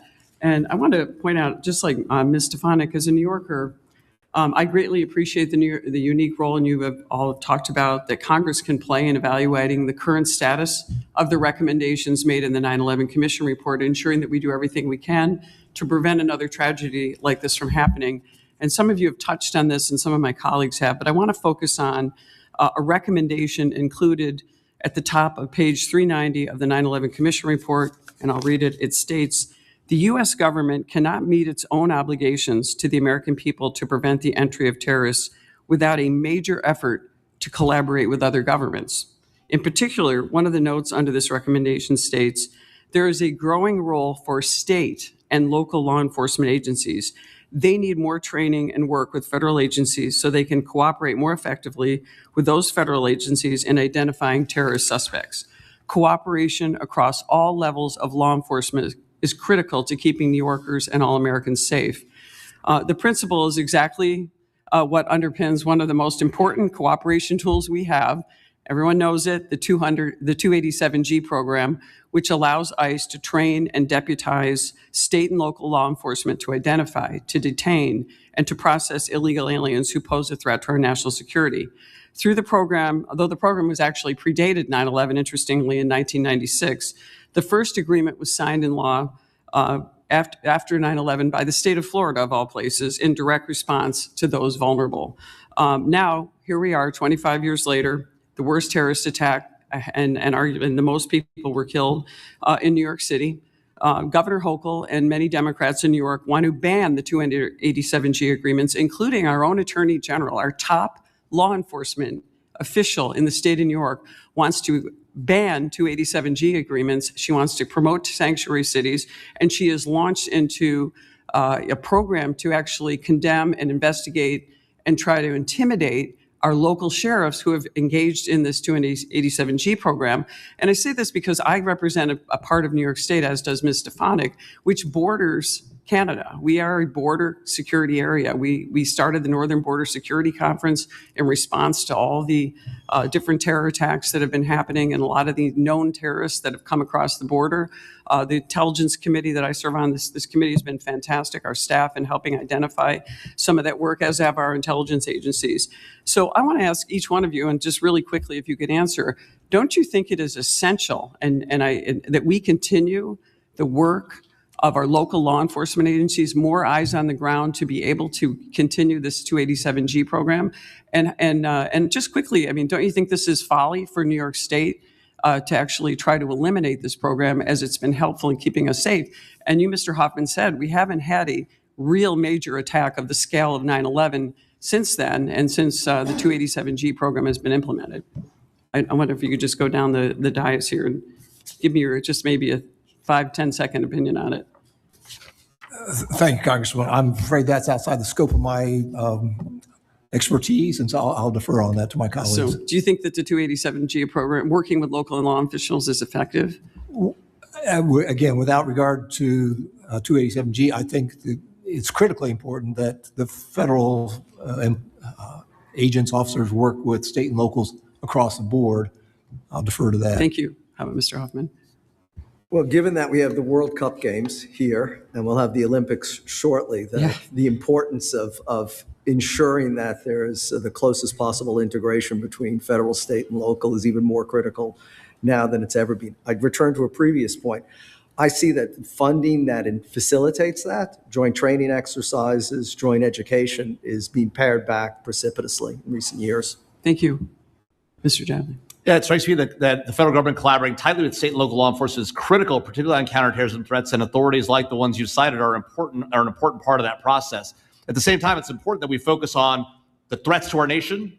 Well, let me, before you get into that, let me just tell you something. This 287G program has saved lives, but I'll tell you right now, there are 7 states who are anti-police states, anti-ICE states, just like our new mayor, Mondami, has said, I want to defund ICE. I want to defund law enforcement. We want to defund the police. This is more of that. 7 states, Washington, Oregon, California, Illinois, New Jersey, Delaware, and Connecticut, have banned the ability of our local law enforcement to work together, as stated by the 9/11 Commission. Why are we going backwards? I think this is a threat to national security and really undermines our local police. So I just think that this is one of those things that is a good recommendation from the 9/11 Commission that we need to continue. But my time has expired, but I really appreciate you all being here. Thank you. Gentleman yields. Mr. Fallon.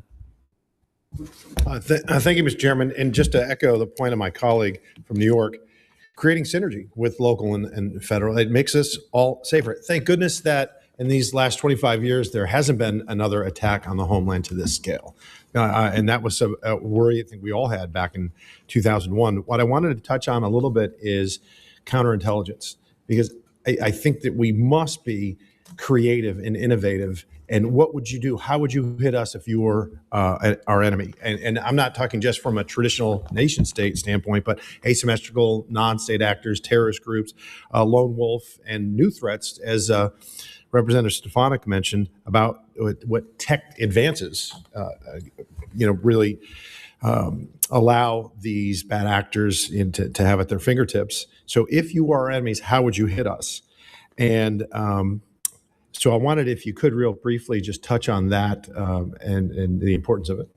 Yeah, thank you, Congressman. I think what you're getting at is if a foreign actor is able to get inside information, so you have an insider threat because somebody within fill-in-the-blank agency is providing information to them that is traitorous, that they should be charged with. I worked with 2 FBI agents who ended up providing information to the Soviets and then later the Russians. One person I sat right next to for the 16 weeks of Quantico. And he had a personal reason that he wanted to do that. And then, of course, Robert Hansen, one of the worst known spies, worked down the hall from me when I was at FBI headquarters. So there's that personal side of things. What's their personal motivation? Given all the advances in technology, I think you're right on point in terms of what can we be doing now to make sure that we have, a unity of effort, going back to the 9/11 Commission, to make sure we're dealing with the human aspects and then also making sure that we are looking for any tripwires that might be crossed by somebody who has shared information with our adversaries. And Congressman, I think you're exactly right. We need to go on the offense on counterintelligence threats. I would say there's one thing that we haven't done that we could really do helpfully, which is we allowed in 2020 authorities to expire, Section 215, the Lone Wolf Authority, you refer to lone wolves, as well as the roving wiretap authority. That authority has now been expired for coming on 6 years. And that's a huge mistake, because when we're countering these threats, we need those capabilities to go after people. The same way we go after drug dealers and organized crime, the fact that we don't have that authority on counterterrorist threats and the like is a real problem. I would say, how would they hit us? You just have to look at what Iran is doing throughout the world today. Yeah. The plots in London where they're basically crowdsourcing terrorism, incidents in the United States where they've attempted to enlist criminals, biker gangs, drug dealers. I mean, these are all asymmetric threats. And then I would also reiterate something I said earlier, drone attacks in urban areas. I think we're woefully unprepared to counter. What scares me is, a big event like the Super Bowl, something of that nature, that's going to have all that tension. And now with the drone technology and rapidly advancing, that's what keeps me up at night. And one of the other things with, if I were our adversary, I'd pay journalists to write, to be my propagandists. I would invest in promising young politicians. I would have third parties donate to campaigns that would foster, my interests, obviously look the other way or facilitate cyber attacks. And then I'm really scared about sleeper agents near and trained in hitting us with infrastructure. These aren't Tom Clancy novels. This is real. And if I had the resources that Beijing or other nation states have, and I sat on the task force, the assassination task force, and had that not been a lone wolf attack in Butler, had it been a trained nation state actor, considering that there were 200 or 300 people closer to the president than the bad guy shooter, he would have been killed. It would have been awful. What I do want to touch on in my last minute is, with the 18 intel agencies we have, what specific reforms have you seen over the last several decades that have worked, that would be the things that you'd want to champion? So returning to the 9/11 Commission recommendations and what I mentioned earlier, the unity of effort as it relates to the issue of the DNI setting requirements for all the IC agencies to collect against collectively to make sure that everybody's not doing disparate things of information that is not being shared or analyzed. And that was one of the major sea changes for the FBI, to see that going from probably the premier law enforcement agency in the world perhaps, to that of a collection, analysis, and information sharing agency that, as an FBI agent, my job was to collect evidence to prosecute somebody. It wasn't to share with others who didn't have a need to know basis. So I think that's one of the keys. Well, my time has expired. Thank you very much.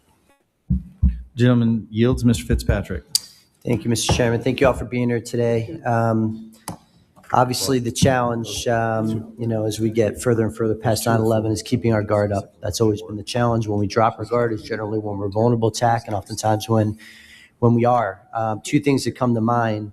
Number one, several 9/11 Commission recommendations.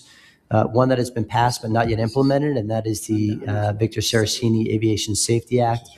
HR 911, which required secondary cockpit barriers. This was a chief finding of the 9/11 Commission to protect the cockpits during exchanges. It was named after a constituent of mine, Victor Saraceni, in Lower Makefield. And the other was originally an executive order passed by President George W. Bush regarding FISA 702, which was later codified. Both were strong recommendations of the 9/11 Commission. One has not been implemented at all. The second is under constant scrutiny and debate on a topic that was not under debate right after 9/11. There was no calls for a secondary warrant requirement on the querying of already lawfully collected data. Everybody knew how real and imminent the threat was, and we were going to do whatever it takes to stop it. So if I could just get you all to comment on those two items. Thank you, Congressman. As it relates to the aviation security, of course, the reinforced cockpit doors on all commercial airliners, that was done, but not to the extent as it could have been done. And I think that was as a result of industry costs and things, what was actually necessary.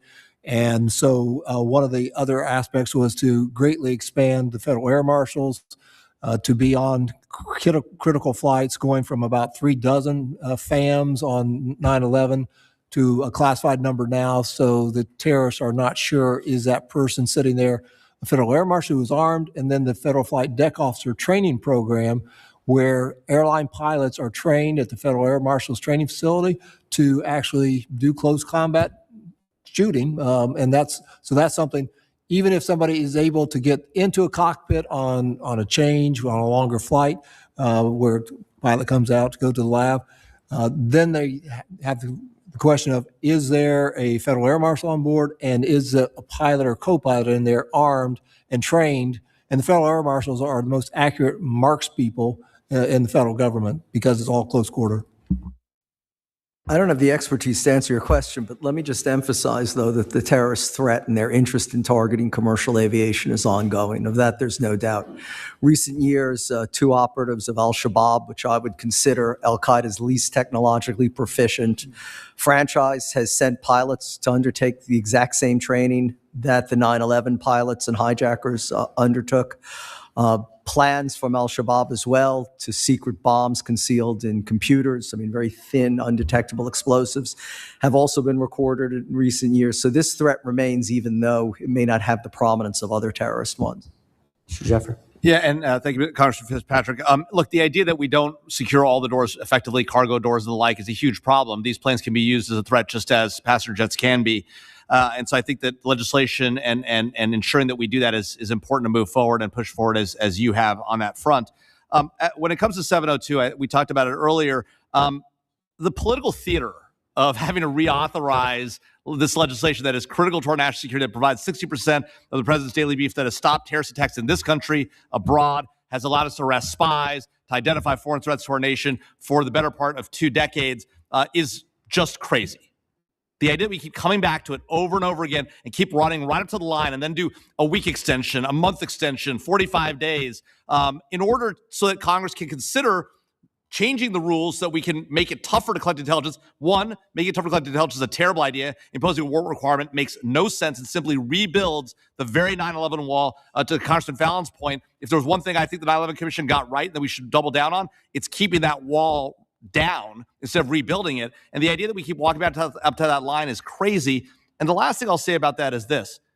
There is no question that Congress can and should do oversight over this law, just like it does over all the other laws. You don't need sunsets to do oversight. You don't need sunsets to make changes to laws if there's privacy and civil liberties problems. You only need sunsets if you want to engage in political theater every 2 to 4 years and put Congress to the test. That's silly. It's bad for our national security. We should stop doing it.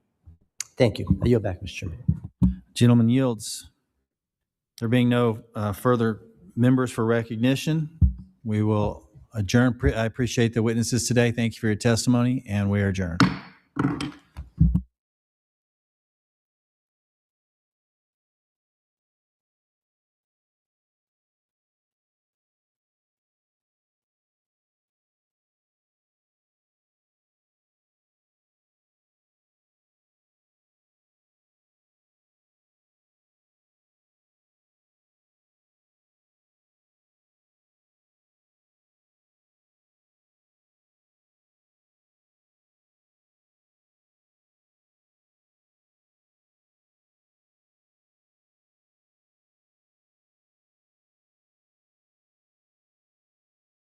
Committee on Homeland Security will come to order.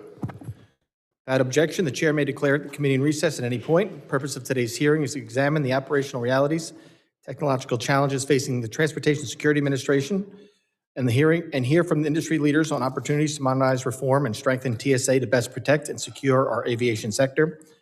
And I recognize myself for an opening statement. Good morning. And thank you to our witnesses for being here today. As we reflect on nearly 25 years since September 11th terrorist attacks, today's hearing will focus on TSA modernization for travelers from the perspective of leaders across the industry. First and foremost, we must recognize the impact that recent shutdowns have had on TSA's frontline workforce. Between the 2025 and 2026 shutdowns, transportation security officers endured a total of 119 days impacted by shutdown conditions. That means TSA officers spent roughly 40% of this fiscal year reporting to work without a paycheck, while continuing to carry out one of the most important security missions in the federal government. Despite the uncertainty and financial strain, these officers still showed up every day to protect the public and keep our aviation system secure. I also appreciated AFG President Dr. Everett Kelly speaking out in support of reopening the government and recognizing the serious consequences a shutdown has on TSA officers, federal workers, and the millions of Americans who rely on our aviation system every day. Thank you, Doctor. Those challenges also serve as a reminder of why TSA's mission matters and why this agency was created in the first place. As a representative of New York, this issue is deeply personal to me. Both this committee and TSA were shaped by the lessons learned after September 11th, and the responsibility we carry to endure our country is never caught unprepared again. That is why today's conversation about TSA modernization and strengthening the agency for the future is so important. Our focus today is on modernizing an agency facing an evolving threat landscape, record high passenger volumes, and lagging technological capabilities compared to our peers worldwide. Today's threat environment has changed drastically since TSA was created, and the security and efficiency of our travel system must keep pace with the increasingly sophisticated tools our adversaries leverage. The best security system is one that passengers barely notice, which requires seamless, accurate, and effective security screening technology paired with a highly trained security workforce. TSA modernization is not about abandoning the rules of the past. It is about investing in the tools and partnerships of the future to achieve the best security outcomes and improve the traveler experience. One of the most important TSA modernization priorities is ending the diversion of the 9/11 passenger security fee revenue once and for all. Americans in Congress expected this fee to directly fund our aviation security system, but that is not the case. Nearly half of the fee's revenue goes to something else. Congress must restore the passenger security fee to its original intent and fund the next generation of screening technology that protects our people in the skies. That is why I'm proud to join Representative Strong's Bipartisan Safeguards Act, co-led with Representative Kennedy, to end the security fee diversion and restore funding levels for aviation security capital, as well as new passenger security checkpoint technology. Committee is also exploring an expansion of the reimbursable screening services program to provide airports with the flexibility to segment operational needs while keeping TSA at the forefront and maintaining top security standards. We're also looking to build upon the committee's prior work by expanding the one-stop security program to improve screening standards with partner countries, preemptively assess security data, and streamline the international inbound passenger experience without compromising security. These are examples of targeted improvements that will enhance the traveler experience while allowing TSA to remain agile, effective, and prepared to combat the threats of tomorrow. The TSA of the future must utilize the top security solutions that can respond to our adversaries and promote continued confidence in our aviation system. It is this committee's responsibility to ensure TSA has the authorities, flexibility, and oversight it needs to modernize effectively while remaining accountable to the American people. Simply put, we cannot secure travel in a 21st century world with the 20th century tools and technologies. We must continue to build on the lessons learned in the 25 years since September 11th. The phrase "never forget" means more than remembrance. It means taking action, promoting accountability, and carrying the mission forward to protect our future and way of life. I look forward to hearing from our witnesses today, and with that, I yield to the ranking member for his opening statement. Thank you, Mr. Chairman. I'm filling in this morning for Ranking Member Thompson, who sends his regrets from Jackson, Mississippi, where he is rallying at this very moment for voting rights and fair representation. Ranking Member Thompson has been a fierce advocate for TSA mission and workforce longer than any other member of this committee, and I know his commitment to those causes remains strong. Today, my committee Republicans are launching an effort to modernize TSA to help advance the president's so-called golden age of travel. Sadly, all what glitters is not gold, as travel under the Trump administration has been less than a total success. Since Trump's return to office last year, here's a few examples of what has happened in our travel system. Planes have collided over runways and fallen from our sky. A major airline has gone out of business. The Department of Homeland Security used taxpayer funds to purchase luxury jets for executive travel. And our friends and allies around the world have issued travel warnings for visitors coming to the United States because of the president's inhumane immigration crackdown. And even worse, the administration has repeatedly forced a government shutdown after government shutdown to insist on maintaining an unaccountable, out-of-control police force at ICE, leading to the longest TSA wait times in history. President Trump has also launched a reckless war by choice, which has led to massive spikes in costs of jet fuel and airline tickets. And at TSA, the administration has attempted to dismantle collective bargaining rights and has proposed forcing more than half the nation's airports to bring in private security, prioritizing profits over security. Clearly, the golden age of travel, as the president calls it, really means you need to have gold to travel. This Congress under Republican control and this committee has done very little TSA oversight, even as we embark on an efforts to modernize TSA. And in fact, this committee has not held a single hearing or member briefing focused on TSA with TSA witnesses. The acting TSA administrator has twice appeared alongside other components at hearings with a broad DHA focus. And the subcommittee on Transportation, Maritime, and Security held one TSA-focused hearing with a non-government panel. And that's it. Since day one, the administration has executed a coordinated campaign to carry out its Project 2025 agenda, which is to privatize TSA and sell its parts for profit. To start, the administration tried to rescind collective bargaining rights of TSA officers and cancel their legally binding contracts with TSA. Thankfully, AFG challenged the administration in court, which led to an injunction keeping the collective bargaining agreements in place. The administration then disobeyed the court order and attempted to revoke the contracts anyway, causing the judge to threaten to hold those officials in contempt of court. And even worse, the administration forced 2 long, unnecessary government shutdowns, pushing TSA workers to work without pay for months and months. As a result, workers left the agency in droves, not because they weren't committed to the mission, but because they felt the administration and Republicans in Congress weren't committed to them. For more than 2 months, Republicans refused to take up a bipartisan bill to fund TSA and other parts of DHS that would have passed easily, only to eventually pass that bill on the floor.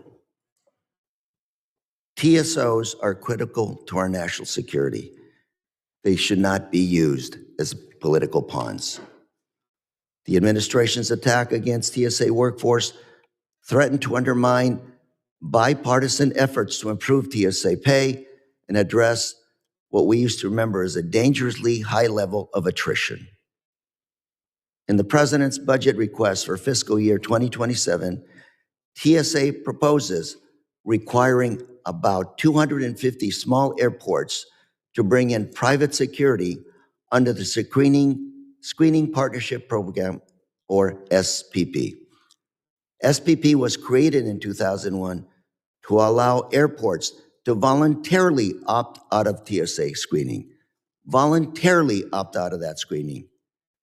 When an airport applies and is approved to participate in the SPP, TSA contracts with a private vendor that conducts screening under TSA oversight. And private contractors must follow the same security procedures and maintain approximately the same staffing levels as TSA.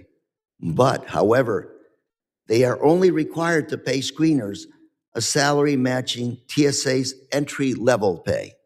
And that's the hook. Unlike the government, private companies must turn a profit to stay in business, so they build a profit margin by cutting workers' pay down to the minimum. A TSA worker with 20 years experience at an airport that joins SPP will be offered entry-level pay or be out of a job. So let's be clear, folks. Screening Partnership Program is built on cutting officers' pay. Consequently, SPP airports have a higher attrition rate and a less stable workforce. And at times, TSA has had to deploy TSO officers from other airports to assist SPP airports because of this retention problem. And airports recognize the downsizing or the downsides of privatization.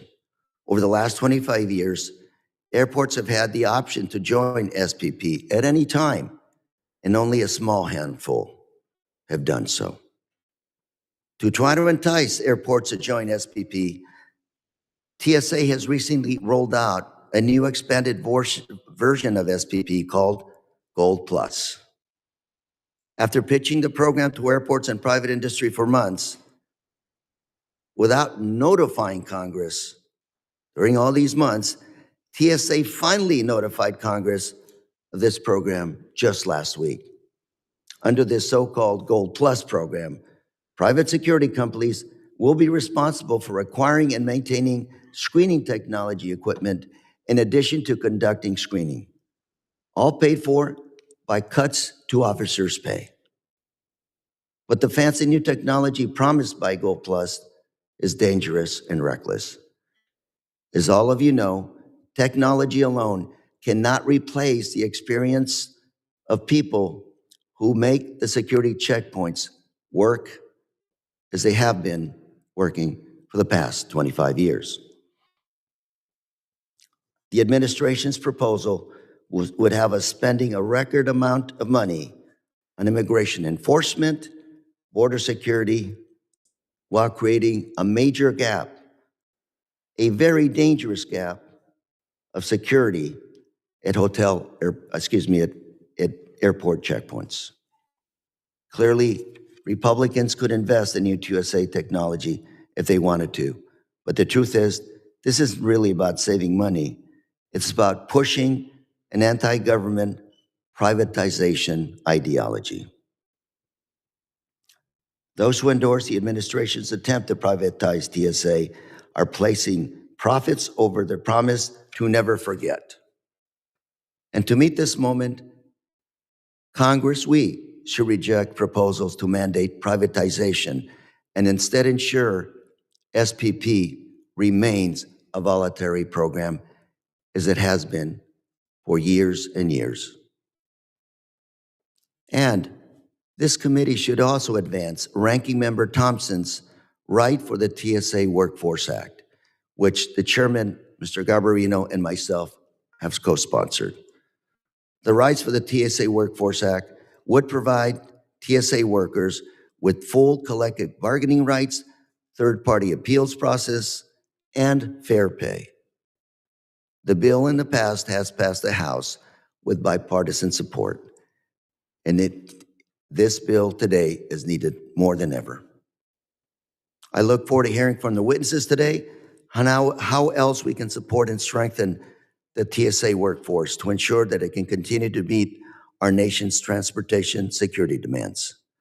Thank you, Mr. Chairman, and with that, I yield. Gentleman yields back, and I thank you for bringing up the fact that the TSA administrator was here twice this year. I'm pretty sure that's pretty good oversight. It's May, and she was here in January and March. I don't know how often we can get her here, but I'll get her here again if you didn't get all the questions. Not directly questions. on TSA issues, sir. No, she was here to talk about TSA issues. I mean, she's a TSA administrator. That's why we would have her here twice in 5 months. Just pointing that out for the record. And also the bills that I spoke about in the opening statement are all bipartisan bills, just like the bipartisan bill that Ranking Member Thompson and I co-sponsored together with you. And we do hope that bill gets to the floor. Other members of the committee are reminded that opening statements may be submitted for the record. I would now like to formally introduce our witnesses. Governor Christopher Sununu has served as the president and CEO of Airlines for America since September 2025, where he has advocated on behalf of the nation's leading passenger and cargo airlines. In this role, he focuses on aviation safety, modernizing the air traffic control system, infrastructure investment, and coordination with key federal agencies, including TSA. Prior to joining A4A, he served as the 82nd governor of New Hampshire. Mr. Chris McLaughlin serves as the chief executive officer of Dallas-Fort Worth International Airport, overseeing its management, operations, planning, and development as the third busiest commercial airport in the world. Mr. McLaughlin previously served as executive vice president and chief operating officer at Denver International Airport. Prior to his work at airports, Mr. McLaughlin led TSA's Office of Security Operations, where he played a critical role in establishing the TSA PreCheck program. Dr. Everett Kelly is the national president at the American Federation of Government Employees, the largest union representing federal and DC government employees. A longtime union leader, Army veteran, and ordained minister, he has served as AFGE national president since February 2020, and is his third consecutive term. And again, I want to thank him for when the government was shut down to do what he could to get it back open. He took a brave stand, and that was really good for your members. So thank you very much, Dr. Kelly. I want to thank all the witnesses for being here today. Pursuant to Committee Rule 8C, I ask that the witnesses please rise and raise their right hand.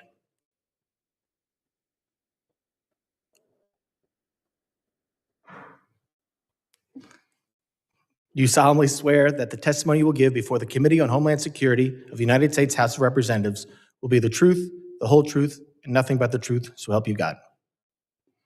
Let the record reflect that the witnesses have answered in the affirmative. Please be seated.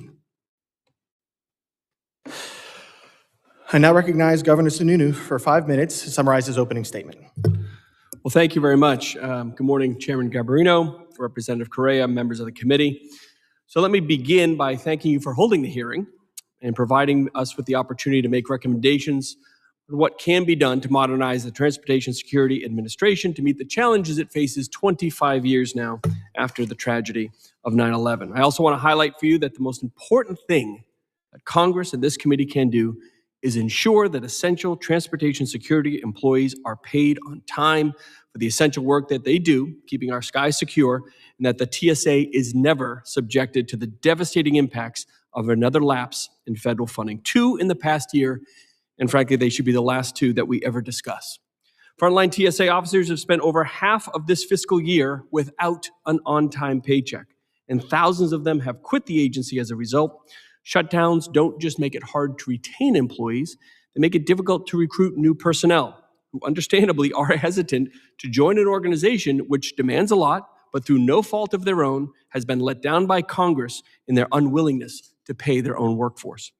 Congress should take immediate action to adopt a durable solution to prevent this from ever happening again. According to polling from just this past March, 93% of Americans said it was, quote, important for Congress to pass legislation that would guarantee TSA officers get paid on time. 93% of Americans cannot agree on anything, but on this they are very clear, and the airlines stand ready to work with you and to ensure that these disruptions never threaten our travelers or our economy again. And in addition to eliminating the impact of government shutdown on TSA, I would like to highlight a few targeted ideas that enjoy bipartisan, bicameral support that we believe could be quickly advanced through this committee and signed into law. First, reauthorize and modernize the Aviation Security Capital Fund. As we know, since 2004, checked baggage screening infrastructure has been funded by a $250 million annual investment, which is unfortunately scheduled to expire in 2027. And we are very grateful to Chairman Garbarino, Chairman Strong, Representatives Kennedy, Guest, McKenzie, and Evans for their bipartisan leadership in introducing the Safeguards Act to fix this problem. For too long, passengers have had their security fees diverted to other purposes having nothing to do with security, and the Safeguards Act would finally ensure that they go directly towards aviation security and passenger safety. And by reinvesting in the next generation screening technologies and modernized checked baggage systems, this legislation would enhance security, reduce checkpoint congestion, and improve the overall travel experience for millions of Americans.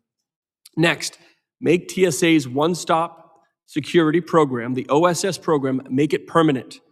In 2023, Congress established the OSS pilot program, which allows, at the time, up to 6 international locations to meet TSA's rigorous screening standards and enable passengers in their checked baggage flying from to the U.S. from these vetted and monitored locations to avoid redundant screening back here in the United States. It's been a huge success, and Airlines for America supports expanding and making the program permanent.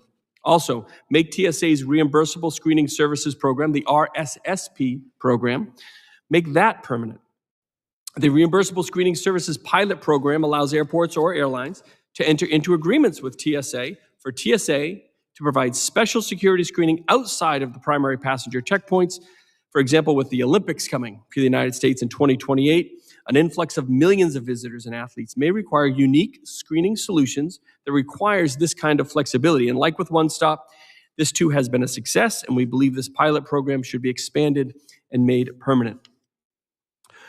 We also need to sustain investment in research and development, the R&D in advanced cargo screening capabilities. As global trade volumes grow, cargo shipment screening becomes increasingly complex. It's an area that I think goes discussed and unrecognized, unfortunately, here in Washington sometimes. TSA needs to evolve to address those emerging threats. And while TSA and its partners have made significant strides in improving these screening processes for cargo, current methods and technologies still face limitations, and this investment would not only strengthen national security, but also support economic stability and confidence in the global supply chain while ensuring that American cargo carriers keep the world's economy moving. Airlines for America and its members are here with their expertise and their resources to partner with this committee on these initiatives to modernize TSA, and we stand ready to work with you and obviously can answer any questions that you may have. Thank you very much. Thank you, Governor. I now recognize Mr. McLaughlin for 5 minutes to summarize his opening statement. Chairman Garbarino, Congressman Correa, and distinguished members of the committee, thank you for the opportunity to testify. My name is Chris McLaughlin, and I'm the CEO of the Dallas-Fort Worth International Airport. Earlier in my career, I ran operations for TSA and played a leading role in the rollout of TSA PreCheck.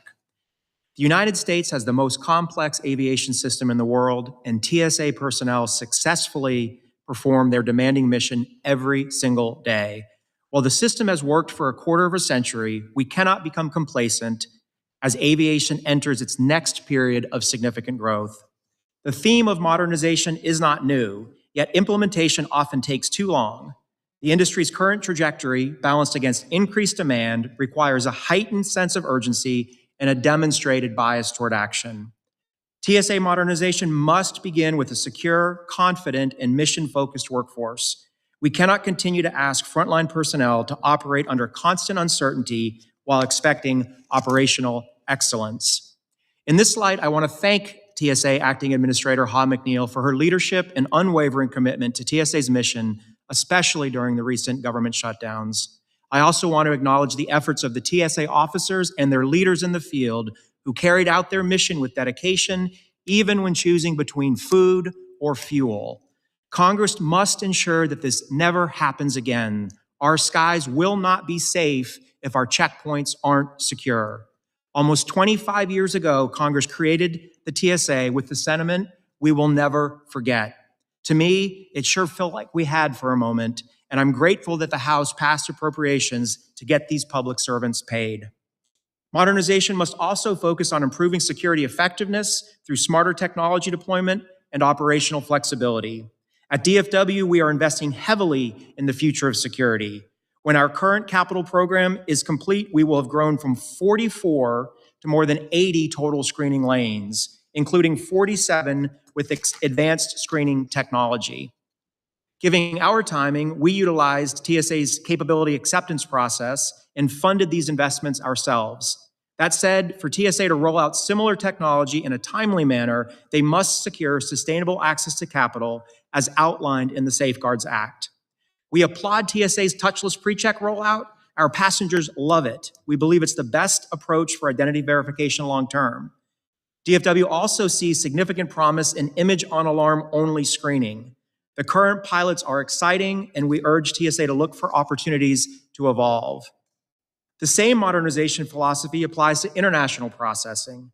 DFW was proud to partner on the nation's first one-stop security pilot. OSS demonstrates that secure and efficient international processing can coexist when built on international partnerships and equivalent security standards. To ensure equivalency, we invested heavily in aviation worker screening. Now, I don't support a blanket solution for employee screening, but I do believe that only the airports that invest in equivalent security standards should benefit from OSS. At DFW, our passengers tell the story. Of OSS passengers surveyed, 97% say OSS saves them time, and 80% say One Stop would influence their port of entry decision. Importantly, 97% cited that bypassing TSA is the single biggest benefit. DFW strongly supports a whole-of-government approach to permanently authorize OSS and international remote baggage screening. Both passenger and baggage screening are important to fully realize the operational, security, and passenger benefits associated with a seamless international transfer. Beyond the checkpoint, a modernized aviation security framework must recognize threats across the airport. DFW works closely with our federal partners on emerging threat technologies, including counter-UAS and advanced perimeter systems. Unauthorized drone activity presents safety and operational risks to the national airspace. Airports need the authority, the technology, and strong interagency coordination to address unauthorized drones. Finally, modernization requires procurement reform to support operational agility. TSA needs flexibility to test, evaluate, and quickly scale successful technologies. RSSP programs are one way to give TSA funding flexibility to meet the needs otherwise outside their funding reach. In closing, modernizing the TSA is about building a smarter, more resilient, and more scalable aviation security system capable of meeting the demands of the future. DFW stands ready to partner with TSA and Congress to build that future. Thank you again for the opportunity to testify today, and I look forward to your questions. Thank you, Ms. McLaughlin. I now recognize Dr. Kelly for 5 minutes to summarize his opening statement. Thank you, first of all, for the opportunity to be here today. As you all know, DHS and TSA were established in the wake of 9/11. But 9/11 was hardly the first tragedy that might have been avoided with better airport security. I think of Pan Am Flight 103 that was blown up over Lockabridge, Scotland, when 259 passengers and 11 people on the ground were killed by Muammar Gaddafi's agents. And of course, there have been many more. But no terrorist has succeeded in attacking American commercial aviation since the establishment of TSA. Unfortunately, the world we live in contains many terrorists who would do us harm. On any day, any one of us could become a victim of terror. That is not abstraction. That is the reality our transportation security officers meet head on every single day. And this reality is why we need trained professionals conducting security screening who are accountable to the public, not to a contractor's bottom line. TSOs perform sacred work. I don't use the word sacred lightly. I mean to say that it's holy work, work that protects and defends human life. They take the motto, not on our watch, to heart. They stand bravely and with determination between the traveling public and those who would do us harm. They do it with professionalism, dedication, and expertise that can only be built with time and proper training. Nearly 3 million passengers move through America's airports every single day. Each one of them, each one of us, depends on a trained, experienced federal screening workforce to make it to our homes safely. Today, I appear before this committee to sound an alarm. Over the past 16 months, TSOs have endured 3 government shutdowns, totaling more than 4 months without reliable pay. They have had their collective bargaining rights unilaterally rescinded. They've been given a budget proposal that cuts 8,400 positions and hands their job to private contractors. And yet, they showed up during the shutdown and continue to show up. They screened the passengers to make sure no explosion, no weapon, no contraband make it into any plane. They keep the public safe because this is who they are and what they do for us. Here's what the committee must understand. The federal aviation security model Congress built after 9/11 was not a bureaucratic or a sourcing preference. It was a lesson learned in blood. And as the saying goes, lessons learned in blood are not soon forgotten. Before 9/11, airport screening was not recognized as the solemn governmental responsibility it is today. Screeners were paid at a nearly minimum wage. Turnovers exceeded 100% per year. Training was minimal. The consequences was catastrophic. Today's TSOs are not those pre-9/11 contract screeners. They take an oath to the Constitution. They pass rigorous background and investigations. They pass operation that are sophisticated detection equipment that they use every single day. When TSOs were given fair pay and the ability to negotiate a collective bargaining agreement a few years ago, turnover declined by half. We cannot go back to contracted out aviation security and expect the lessons to hold. That is yet another reason why AFG strongly support the Right for the TSA Workforce Act, introduced by Ranking Member Benny Thompson with bipartisan support. This legislation will bring TSOs in line with other federal employees on compensation and workplace rights. With such mandatory protection, no administration could take away their rights on a whim. Some have argued that privatizing screening would shield workers and the flying public from the impact of government shutdown. That argument is absolutely false. Private contractors are paid from the same DHS appropriation that fund federal TSOs. They are just as vulnerable to funding lapse as any other in line with the agency's budget. In fact, when agencies lack funding or pay contractors, they must issue formal stop work orders that halts the contract performance. Contractors providing airport security would still be required to show up, but they would not be paid until the lapse ended. This is the identical situation our federal officers face today. So privatization offers no protection from funding. It only strips the flying public of the safety and security of high-quality professionals screening while taking away the screener civil service procedures the hard-won and they fought for. So remember, any of us could have been on Pan Am 103. Any of us could have been on 9/11, but we're here, thanks to the security that we have today. Thank you, Dr. Kelly. Members will be recognized by order of seniority for their 5 minutes of questions. I now recognize the gentleman from Texas, Mr. Pfluger, for 5 minutes. Well, thank you, Mr. Chairman, and I thank the witnesses for being here. And a lot of kudos, Mr. McLaughlin, to what DFW does. I fly through there all the time. You run an incredible airport, TSA operations inside DFW. There are airports you will fly out of and some that are not as good, and DFW is a great example. And I also want to say thank you back to my district, to San Angelo, to Midland. You guys came to work with a smile on your face. You kept our airports safe. You weren't paid for multiple months. And I want to thank you for the work that you did. Dr. Kelly, you said something interesting. You said that these workers do sacred work, holy work. I agree with you. They don't do it for pay, do they? Definitely not the case. Well, and in fact, they weren't paid for how many months? It's over 75 days. So you said they do something that is sacred to keep us safe. That Pan Am flight, I'm so glad you brought that up. It wasn't just 9/11. There were a string of events, weren't there, before 9/11? Are we still facing a threat in the United States of America for people who want to co-opt air travel for the purposes of terrorism?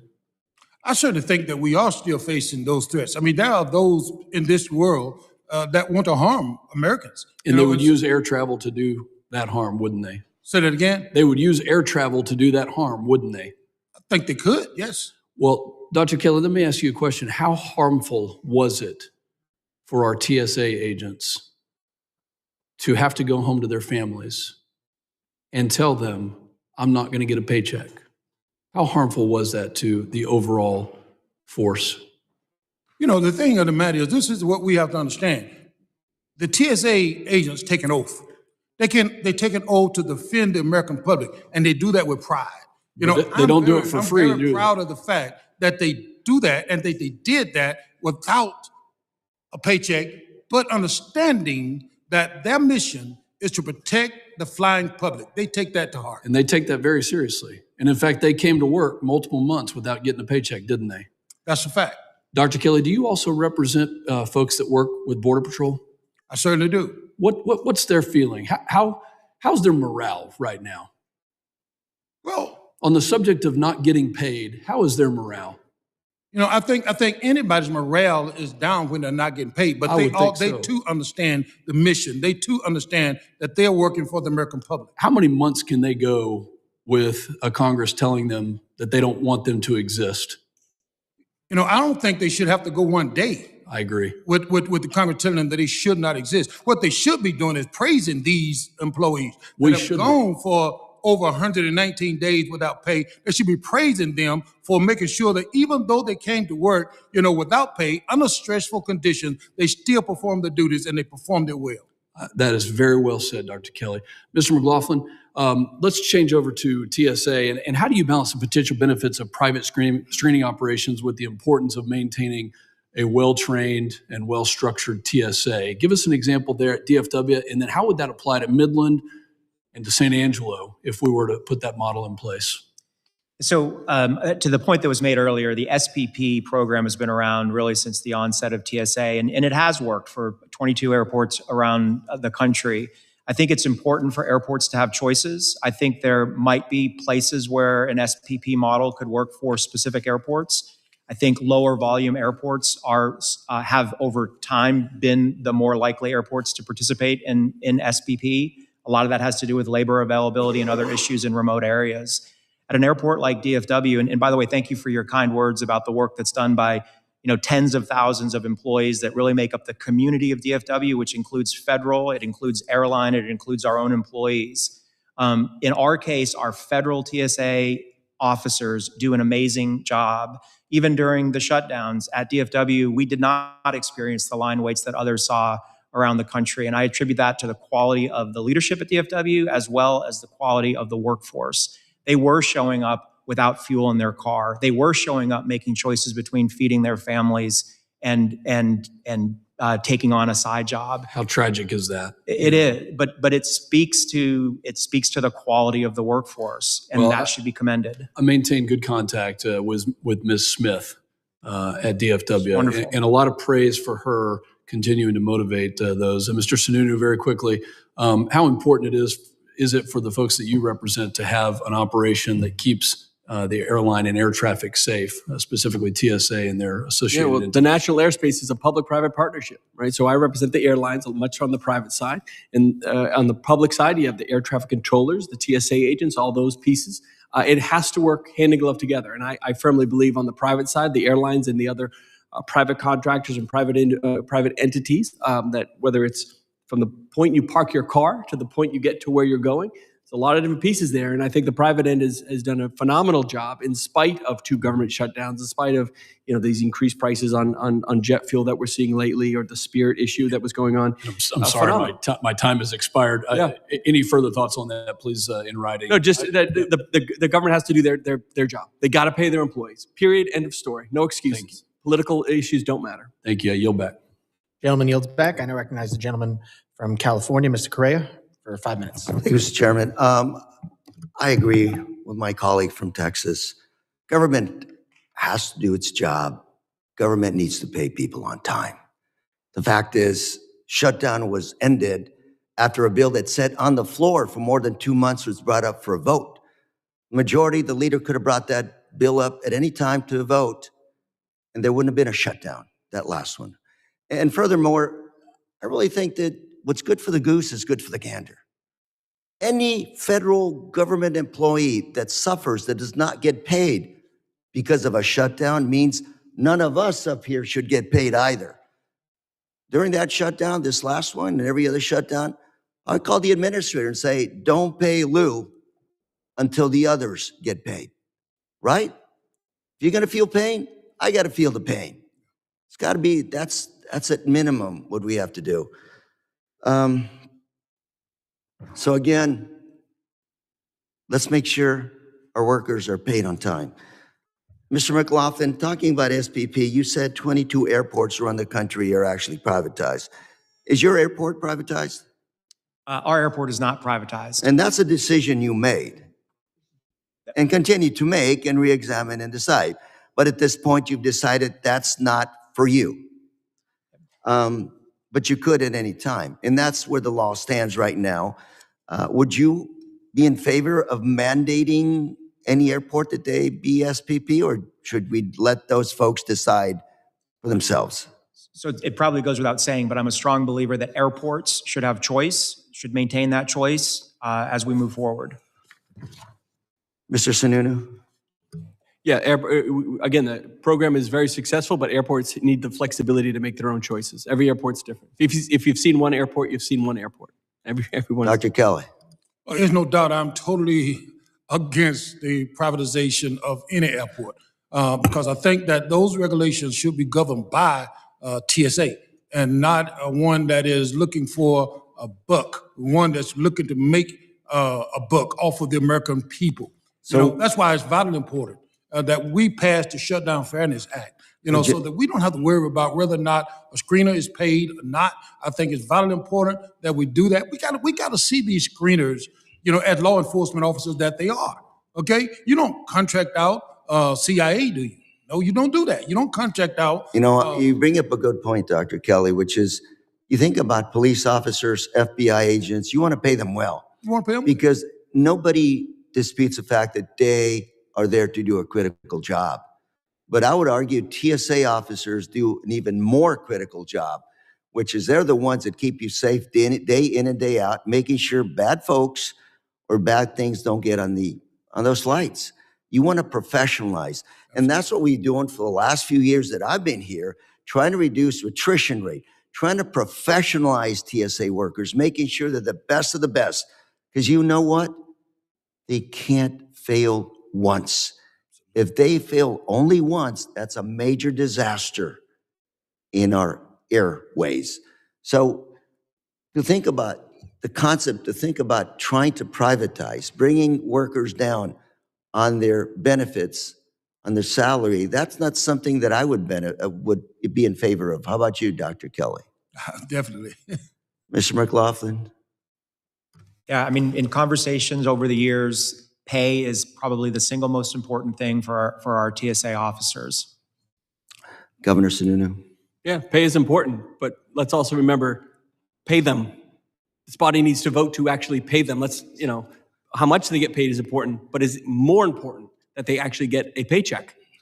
Governor Sununu, I'd like you to help me write a letter saying that every member of Congress should write on or sign on to a bill saying no pay for federal workers, no pay for members of Congress. 100%. Yeah. I think the public would probably support that 100%, not 92 or 93%. Most members of the public would say yes. And again, all of us here from both sides of the aisle are here to make sure we're safe. The threat is evolving. Those smart folks on the other side will continue to evolve and go after us. We need to make sure we're smarter and better. But that means we have to have the brightest and the best paid workers at the front lines, which is at the TSA workers at the checkpoints at airports. Thank you, Mr. Chairman. With that, I yield. Gentleman yields back. I now recognize myself for 5 minutes of questions. Mr. McLaughlin, as I talked about in my opening statement, I'm very concerned about the long-term impact of continuing to divert passenger security fee revenue away from its intended purpose, supporting aviation security technology, protecting our flying public. Safeguards Act, introduced by Rep. Strong and joined by myself, along with many other members on this committee, proposes to end this fee diversion and redirect those funds toward aviation security technology. From the perspective of the third busiest airport in the world, how impactful would it be for Congress to fix this diversion of the passenger security fee and support the advancement of new security equipment and technology? It would be incredibly impactful. And as I shared in my testimony, DFW, based on where we are in our capital program, faced a choice, right? We are growing about 20% over the next 5 years, and we needed to advance our security as a result of that. Our best opportunity to ensure best-in-class security systems across our checkpoints was to participate in TSA's capability acceptance process, which we've done willingly.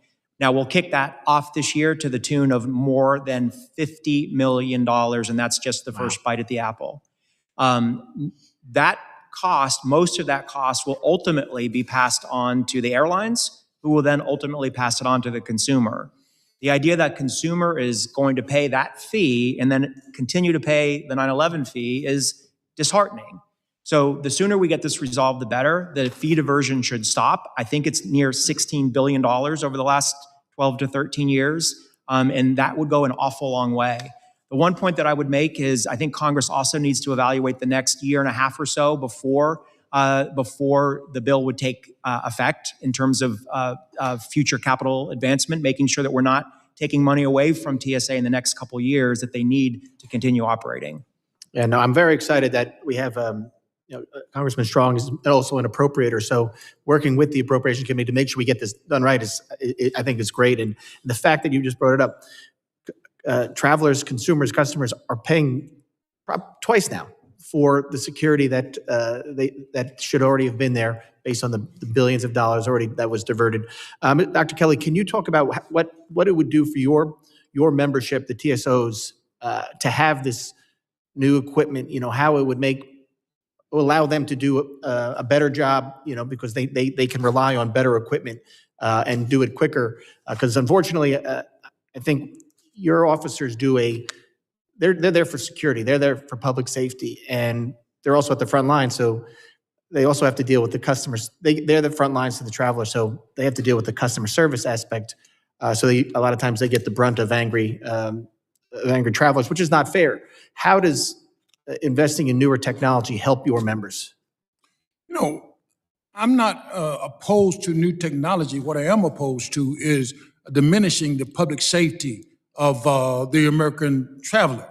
That is always a primary concern of mine. That will always continue to be a primary concern of mine. You know, and the fact of the matter is, you're not going to get around having to utilize the TSO agents. I mean, even when you look at some of the technology that we're using today, you know, they just actually, if you got a little extra money, you can pay and you can get this technology and you can get in the front of the line. But then you got to stand in front of TSO, you know, and so I just don't think that this is the route that we go for making sure that Americans fly safe.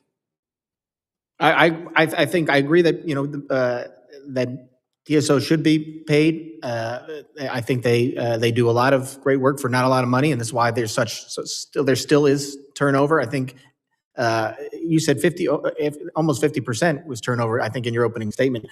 So I do think that this would help. It doesn't solve. I think it would help the problem, though, investing more in the security, because then you'd have passengers who get through quicker, not yelling at your members. Your members could sit there, focus on their job, which is screening people, screening bags, to keep us safe. And I thank the work that they do. Mr. Sununu, or Governor Sununu, looking ahead, we have a lot with the World Cup coming up and the Olympics in 2 years and America 250 and Sail 250. What have the airlines been doing to partner with the airports to make sure traveling is eased? Well, you know, I reference Acting Administrator McNeil's comments that she made, I believe it was actually in front of this committee, where she said, look, we're just not as ready as we should be because of the shutdowns. It definitely had a negative impact, but they're putting in overtime. I mean, they really are, to make sure that the technology's there, the protocols are there to be able to handle what we expect and hope to be a big rush into the United States for summer travel. Right now, we're seeing international travel bookings down a couple percent, which I think is actually pretty darn good, considering all the issues happening overseas, considering effectively the Middle East has been locked up. So when we're looking towards the World Cup, we see things being strong. And so we're making sure that, you know, we have our pieces in place in terms of customer service, better equipment, better technologies, working, you know, we work hand in glove. We're with the FAA and with DOT literally almost every single day, saying what else needs to be done? Where are there gaps in the system? And as I referenced earlier, what you've seen one airport, Everyone's different, right? DFW is a phenomenal airport, one of the best maybe the best in the world. And some are just ahead of the game. They have better resources. They're from bigger and stronger areas. They can rely on other investments coming in. Some are not. So what we're really trying to do is look at where those potential gaps are and supplement them with resources, technology, and subject matter experts to make sure that we're ready. Thank you. I'm partial to LaGuardia and JFK in my hometown one of Islip. They're pretty good too. They're all great, but thank you. I now recognize the gentlelady from Illinois, Ms. Ramirez, for 5 minutes of questions. Thank you, Chairman and Ranking Member. Well, it's 76 days, right? Dr. Kelly, 76 days. That's how long Trump and Republicans pretended to care about TSA workers. On camera, with the PR stunts we saw of delivering bottles of water and chips. Well, we know that water and chips did not pay the rent. Rejecting every single opportunity they had to negotiate with Democrats to fund and reopen TSA. Plotting to strip TSA workers of their bargaining rights. Disrespecting unpaid TSA workers with the deployment of paid ICE agents to airports. And denying TSA workers their paycheck, despite the administration having enough money the entire time to be able to pay them. So what happened? During that time, 400 TSA workers quit. But this comes as no surprise. As I said on March 25th, the administration's goal as outlined in Project 2025 is the same, to privatize TSA. Why? So that they can line pockets of Trump donors. Because this administration, this government, just wants to extract every single bit of profit they can for themselves at the expense of our people, and in this case, federal workers. Corruption allows authoritarians to consolidate power. They get to reward their loyalists. You've been seeing a lot of that lately, and remain in office. Corruption is how this administration operates. The administration has demonstrated that it would use our hard-earned tax dollars to terrorize our communities, to fund violations of our rights, and to hand out subsidies to the ultra-wealthy and corporations that profit from the suffering of our constituents. So look, let me be frank. It's difficult to sit here and pretend to have a real discussion on modernizing TSA, especially when Trump himself has proposed cutting $52 million from TSA's funding, all while he's demanding an additional $72 billion for his forces of terror, ICE and CBP.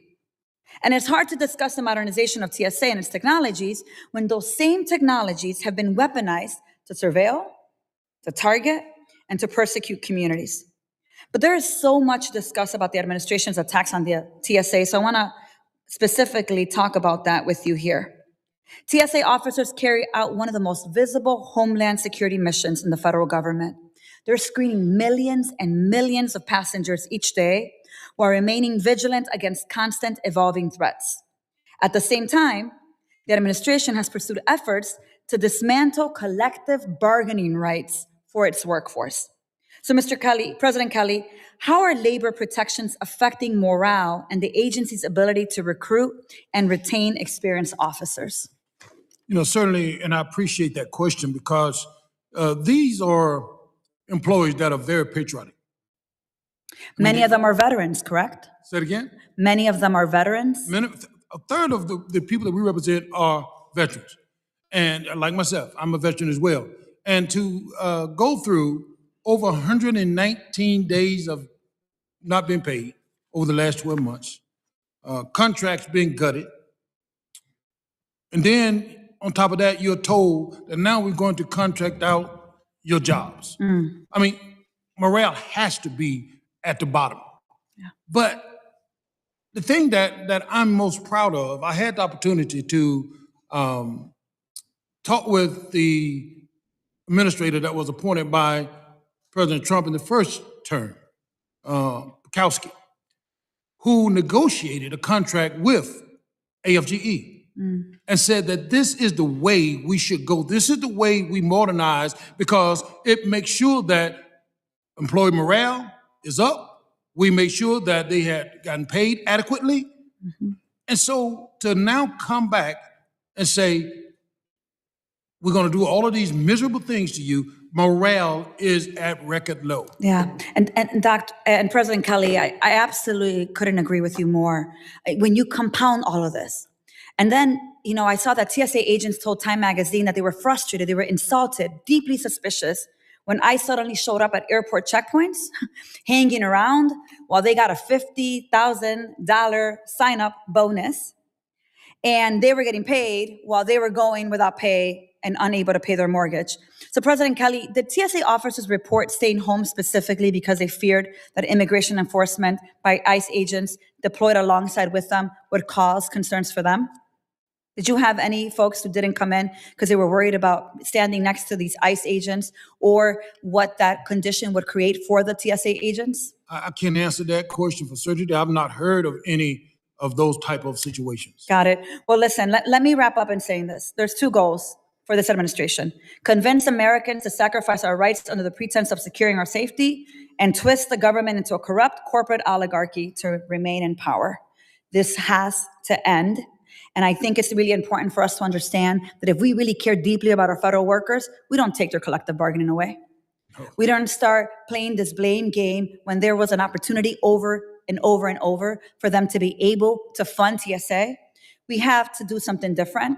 And I'm committed in this committee to do just that. So thank you with that, Chairman. I yield back. Gentlelady yields back. Just for the record, the Republican members in this committee voted 4 times to fund TSA workers in the last 9 months. I now recognize the gentlelady from South Carolina, Ms. Biggs, for 5 minutes of questions. Thank you, Mr. Chairman, and thank you to our witnesses for your testimony here this morning.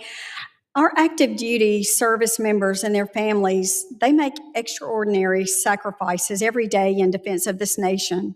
They move when the military tells them to move. They deploy on short notice. And they navigate an already demanding life with very little margin for error. The least we can do is make sure that when they show up at the airport in uniform with the family in tow, trying to get home before a deployment, they are not stuck at the back of a TSA security line. Right now, that's exactly what happens. Despite everything our men and women in uniform give up, they have no guaranteed pathway through airport security. They wait in the same lines as everyone else, often with children, gear, and a hard deadline on the other side of the checkpoint. I will soon be introducing the Improving Travel for Military Members Act. This legislation authorizes the TSA administrator to stand up a pilot program at a minimum of 5 airports, prioritizing airports near military installations. That would establish dedicated alternative screening lanes for active duty military personnel and their accompanying family members. The goal is straightforward. Get service members and their families through security faster without cutting corners on the protocols that keep all of us safe. This is a targeted common sense pilot. It does not mandate a sweeping overhaul of the entire system overnight. It gives TSA flexibility and the authority to find the right airports, design the right approach, and demonstrate what works. So, Mr. McLaughlin and Governor Sununu, I want to ask both of you directly, do you support the establishment of this pilot program, dedicated screening lanes for active duty military personnel and their families at airports near military installations? And more importantly, do you believe this is a model that could and should be expanded to airports across the country? And if so, what would you need to see from Congress, from TSA, and from industry itself to make this expansion a reality? I'll start. I appreciate the question. And look, let me answer on a couple different fronts. We take the mission of our military personnel and their families very, very seriously. From the time they're deployed to the time they come home, we work closely with our federal partners. We work closely with airlines to make sure that we're honoring the service of our servicemen and women. When we talk about dedicated lanes, and I'll point out that the airports closest to some of our largest military installations are often smaller airports. Dedicating lanes permanently can be very, very difficult. I think there are programs that exist within the TSA that they've demonstrated over years. TSA Cares, for example, where with a call ahead, you can get special service for individuals that need a little extra time and care to properly process through a checkpoint without undue disruption. And I would suggest that in smaller airports, a service like that might be easier to deploy, implement, and might be a better service for servicemen and women than trying to permanently dedicate a lane in an airport that may only have 4 total lanes. And remember, that would require dedicated staffing on the part of TSA as well. So I absolutely 100% support the heart of what you're wanting to implement, but logistically, I think there's a lot of barriers that would need to be overcome.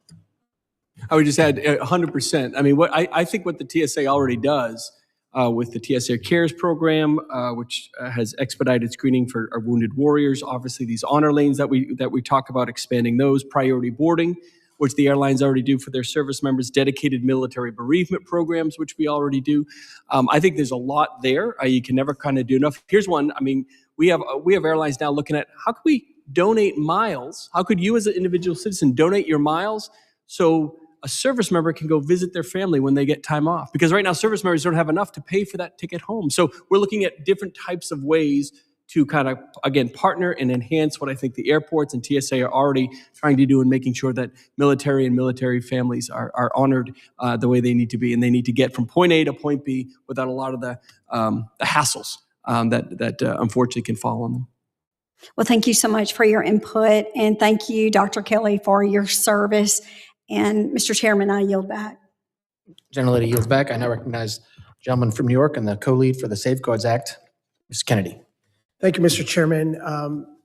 Appreciate you bringing that up. I want to begin my remarks by recognizing that important legislation done on a bipartisan effort with this committee, obviously very pertinent to the topic of this hearing. Last week, I was proud to introduce the Suspending Aviation Fees for Equipment Guaranteeing Upgrade and Advanced Risk Detection and Safety Act, also known as the Safeguards Act, with Ranking Member Strong. It's a bipartisan bill, does 2 important things with the intention of ensuring that 9/11 passenger security fees, that $5.60 fee that each of us pay already for a one-way flight funds what it was initially authorized to fund, improving aviation safety and security. First, the bill allows for $500 million to be allocated in 9/11 fees annually for improved checked bag technology and screening. And second, it provides $250 million annually for checkpoint technology improvements at airports, such as exit lanes to enhance seamless travel and improve threat detection. Because we know after 9/11, with the creation of the passenger fee, Congress came together to dedicate sustained, reliable, regular investments in aviation and airport security. However, unfortunately, about $1.6 billion annually in these fees goes towards debt reduction. That means $1.6 billion less for safer air travel. At a time when the need for ever-evolving advanced technology upgrades for our airport has never been greater. And it means less resources for TSOs that could make their very demanding jobs more efficient. The Safeguard Act invests in much-needed improvements for security screening and brings us closer to ending 9/11 fee diversion, guaranteeing that TSA and its employees have the federal resources it needs to keep our skies safe.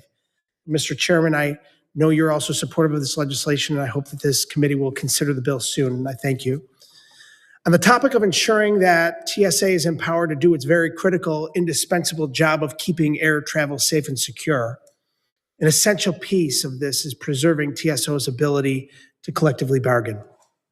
TSA officers are often asked to do long hours, sometimes without pay for weeks, as we just saw earlier this year, adapt to rapidly changing procedures, and continue to report to work during national emergencies.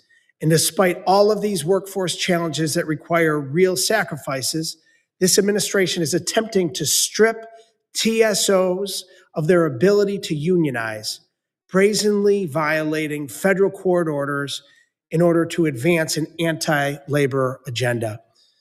Dr. Kelly, it's great to be with you in Alabama this past weekend. It's good to see you again. As president, your organization has fought tirelessly against this administration's efforts to scrap TSO's collective bargaining agreement. Can you tell this committee why workplace protections and collective bargaining rights are particularly important for maintaining workforce stability and retention? As we thank you for the question, and it was good to see you as well.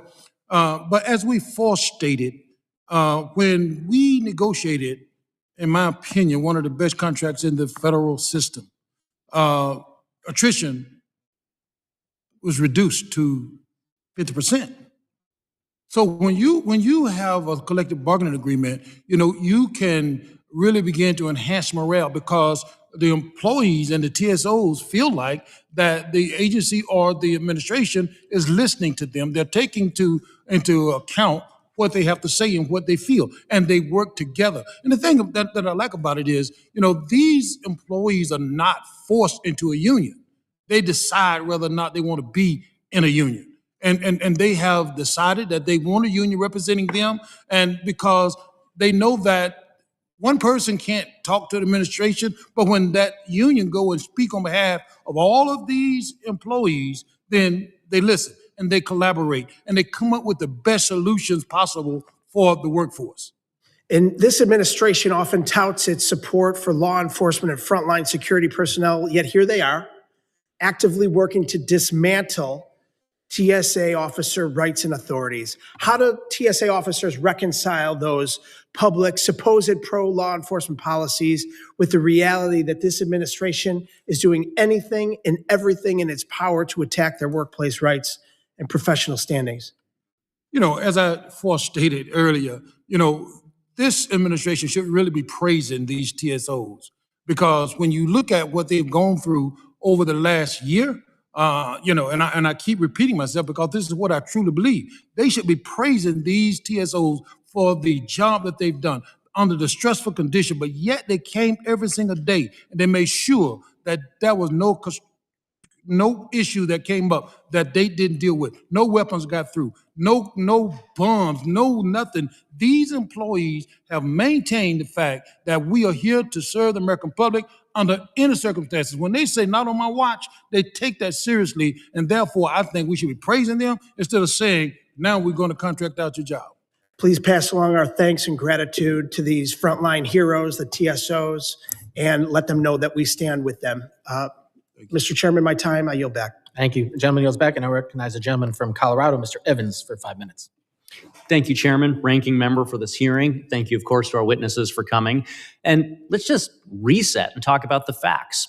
119 days, 2 Democrat-led shutdowns resulted in 1,600 TSA employees just in Colorado and thousands more across the U.S. going without pay as they work to protect Americans and air transportation. Let's go through the bills. H.R. 7147, H.R. 4213, H.R. 7744. Go look at who voted yes and go look at who voted no. This was a Democrat shutdown. Democrats conveniently forgot they chose to play political games with hardworking Americans' paychecks. And I will continue to remind people by directing them back to the facts and the bills and the actual votes about who voted to put money into the pockets of these workers and who voted to take away their paychecks so they couldn't even put food on the table. It was such an unprecedented and unpredictable situation that Denver International Airport, in fact, solicited donations from the general public to keep employees afloat and terminals operational. And so I, of course, commend our TSA employees who were able to push through these shutdowns. But unfortunately, we know many of them had to make the decision to go find other employment. So my yes or no question to everybody, and we'll start with the governor, my yes or no question, would you advise Congress against the practice of withholding employees' paychecks for the purposes of political negotiations? Governor, we'll start with you. Should never be done, ever. Yes.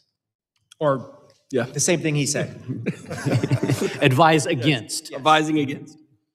Dr. Kelly, thank you. I agree with you all, and I hope my colleagues are taking notes here. Mr. McLaughlin, my next question will be to you. I was a cop in the Denver metro area for a little bit over 10 years, and so I know that the best way to recruit and retain good officers is you got to give them stable employment. And so as the former COO at Denver International Airport, you're very familiar with the day-to-day operations of security at that airport. And so my question to you is, how do these shutdowns impact your ability to recruit and retain officers? And can you talk about the situation that's come about in terms of morale, recruiting, and retention from 119 days of Democrat shutdowns? Well, so, and just to be clear, the officers are federal employees. They don't work for DIA or DFW, but certainly a shutdown has a significant impact, I think, more on recruitment than retention. Someone who's been with the agency for a decade might hold out because they've got an investment, but someone looking at employment is much less likely to look at federal employment when they've got no certainty of pay. I agree. I saw the same thing in law enforcement. It's hard to get new people to come in when they don't even know if they're going to get a paycheck if they sign up for this new job. Moving on here.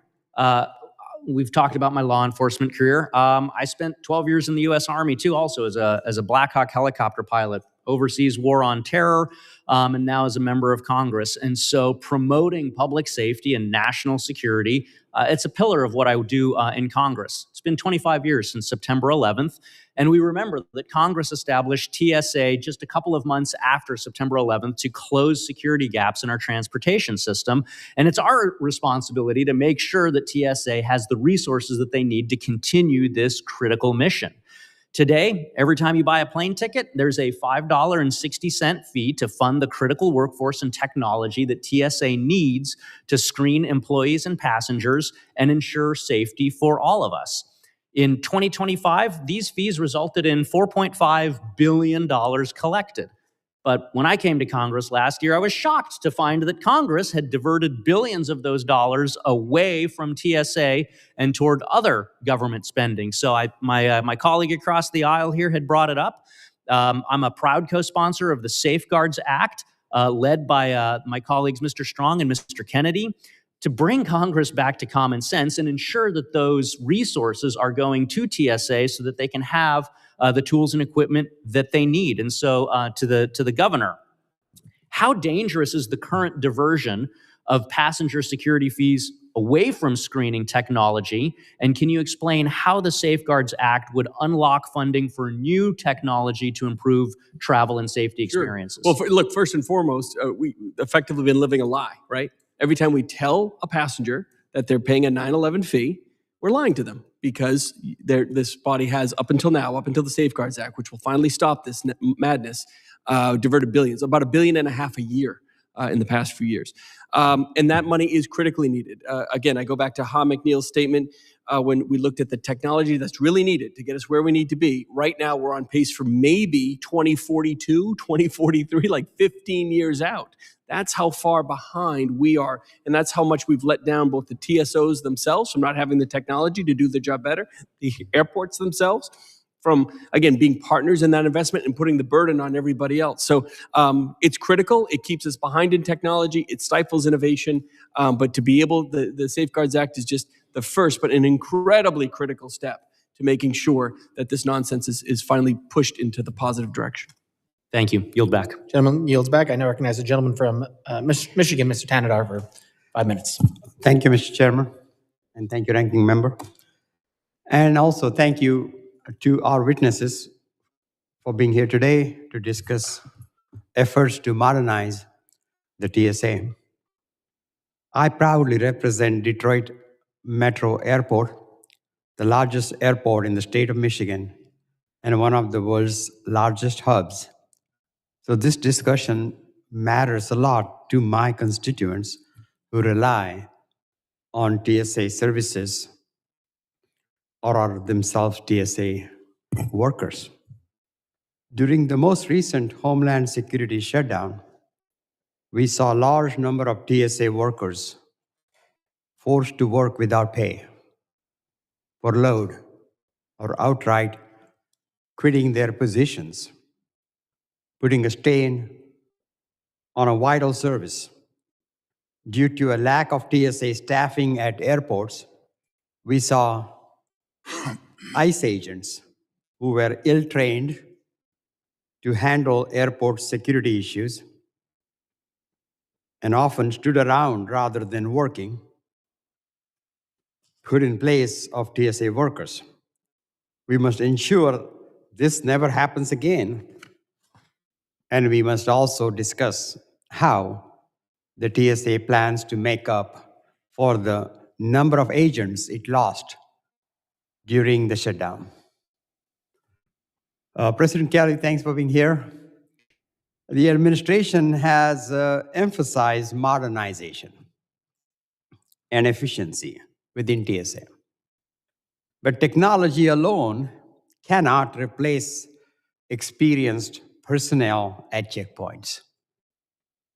In your view, why is maintaining a stable and adequate staffed workforce is still essential, even as airports adopt more advanced screening technologies? Thank you for the question, because it's my belief that, regardless to the technology, you're going to have the expertise and the training of TSOs to make sure, because, machine or technology can do certain things, but that for those situations, that de-escalation of situations, now it can't be done by technology. You need an experienced TSO to do that job, and they do it very well. Thank you. As this committee considers the future of TSA modernization and aviation security, what investments or policy changes does AFGE believes are most urgently needed to address staffing shortages and ensure the agency can continue fulfilling its mission effectively over the long term? I'm particularly concerned about the morale and the high turnover. And we're losing a lot of our experienced, hardworking TSA workers because of this uncertainty that they have seen over last year or so, with uncertainty about, are they going to get paid? Are they going to get paid on time? Many people living paycheck to paycheck makes this very hard for them.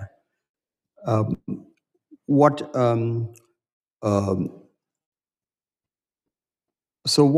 issues that needs to be addressed to make these workers feel more comfortable and appreciated? And thank you for that question.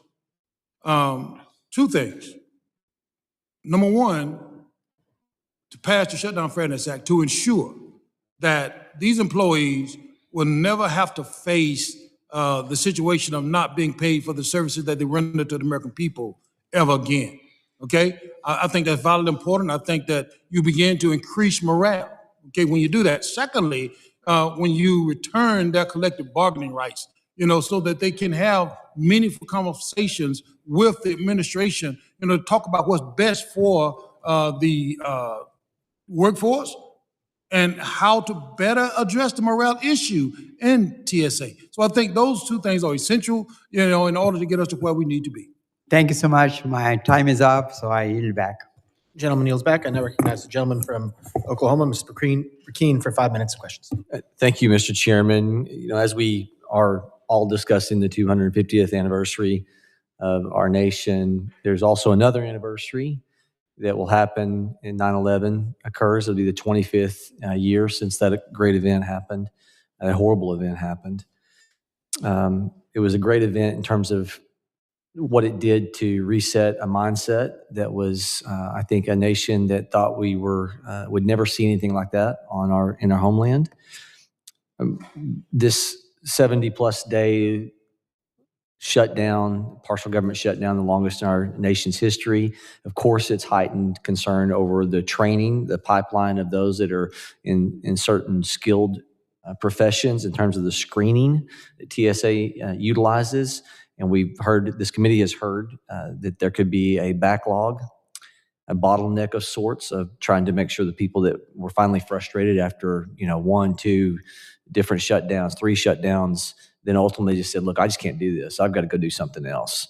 And so, Mr. McLaughlin, I would love to hear your commentary about what you're experiencing at DFW regarding that morale issue and how that would pertain to just the big events we have coming up this year with the World Cup. Yesterday, there were 400 different flights that were delayed of sorts out of DFW. And if you want to speak to that, if there was anything in connectivity to what I just asked in this question. So first, let me talk about our on-time performance. We had a major weather event yesterday come through our system. 400 flights seems like a lot, but we operate 2,100 flights a day out of DFW. So we did see, again, some significant weather disruption in the morning.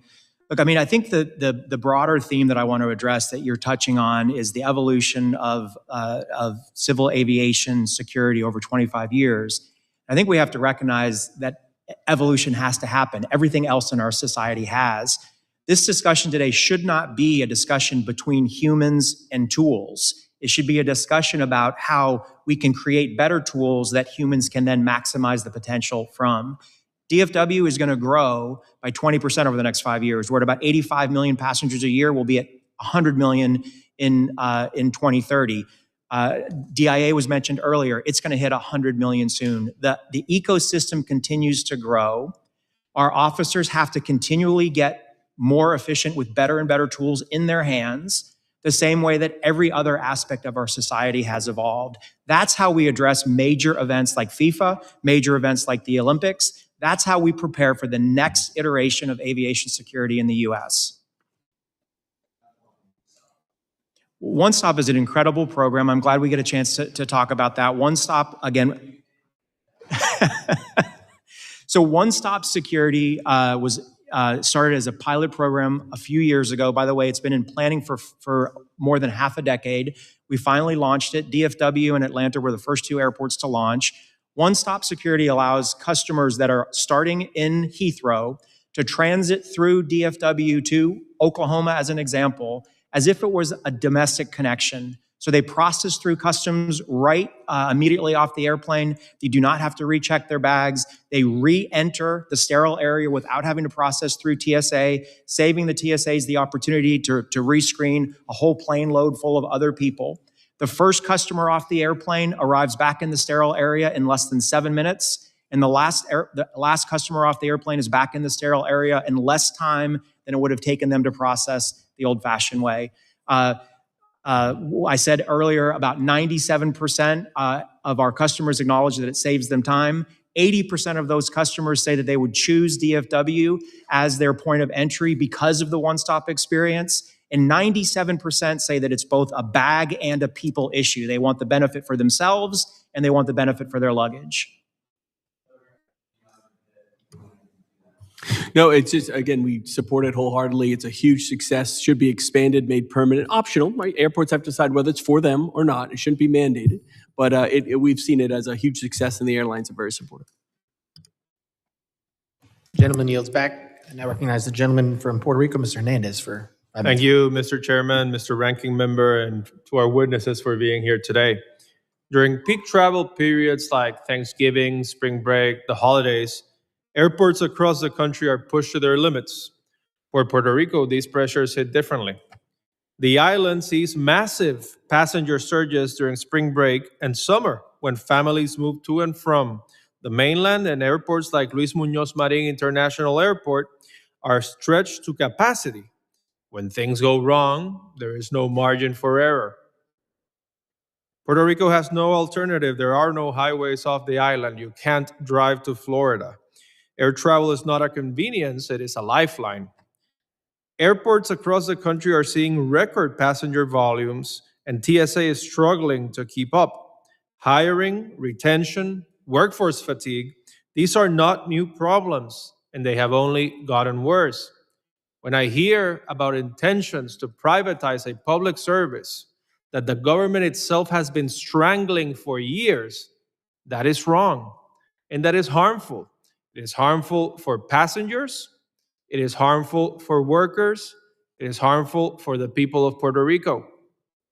Mr. McLaughlin and Governor Sununu, when TSA staffing levels do not keep pace with passenger growth, what kinds of operational stress does that place on airport management, airline coordination, and the overall traveler experience? Well, again, when staffing levels aren't there, it just means you're not allowing the folks to get processed as fast as they need to get processed, because we're not going to, no one's going to sacrifice safety just to push people through the funnel that much faster because, you know, the staffing wasn't there. The customer service experience for an airline is not when you get on the plane. We always see it as, you know, as soon as you arrive at the airport. So it has to be, again, that public-private partnership where everyone's doing their part to ensure the staffing is there, the technology's there. And, you know, I'll just emphasize something that Mr. McLaughlin brought up. The technology is not, the opportunity to invest in technology on the public or private side is to speed up the process. It's never to replace a TSO. It's never to replace someone on the personnel side. It's to enhance them. It's to allow them to do their job to the best of their abilities and make sure that their training is being used you know, as it needs to be. So yes, anytime you're dealing with low staffing levels, it's not just a customer service issue for TSA, it's a customer service level for the entire system. Thank you, Mr. McLaughlin, briefly, because I have very little time. So look, I would agree with that. At airports, we survey our customers, what makes them happy, what makes them upset. The two things that they care most about are the quality of their screening experience and the cleanliness of restrooms. That's what our customers tell us. Security matters to them, but it's more than the experience. Thank you. I want to ask you a few questions of President Kelly, since I have a few minutes left.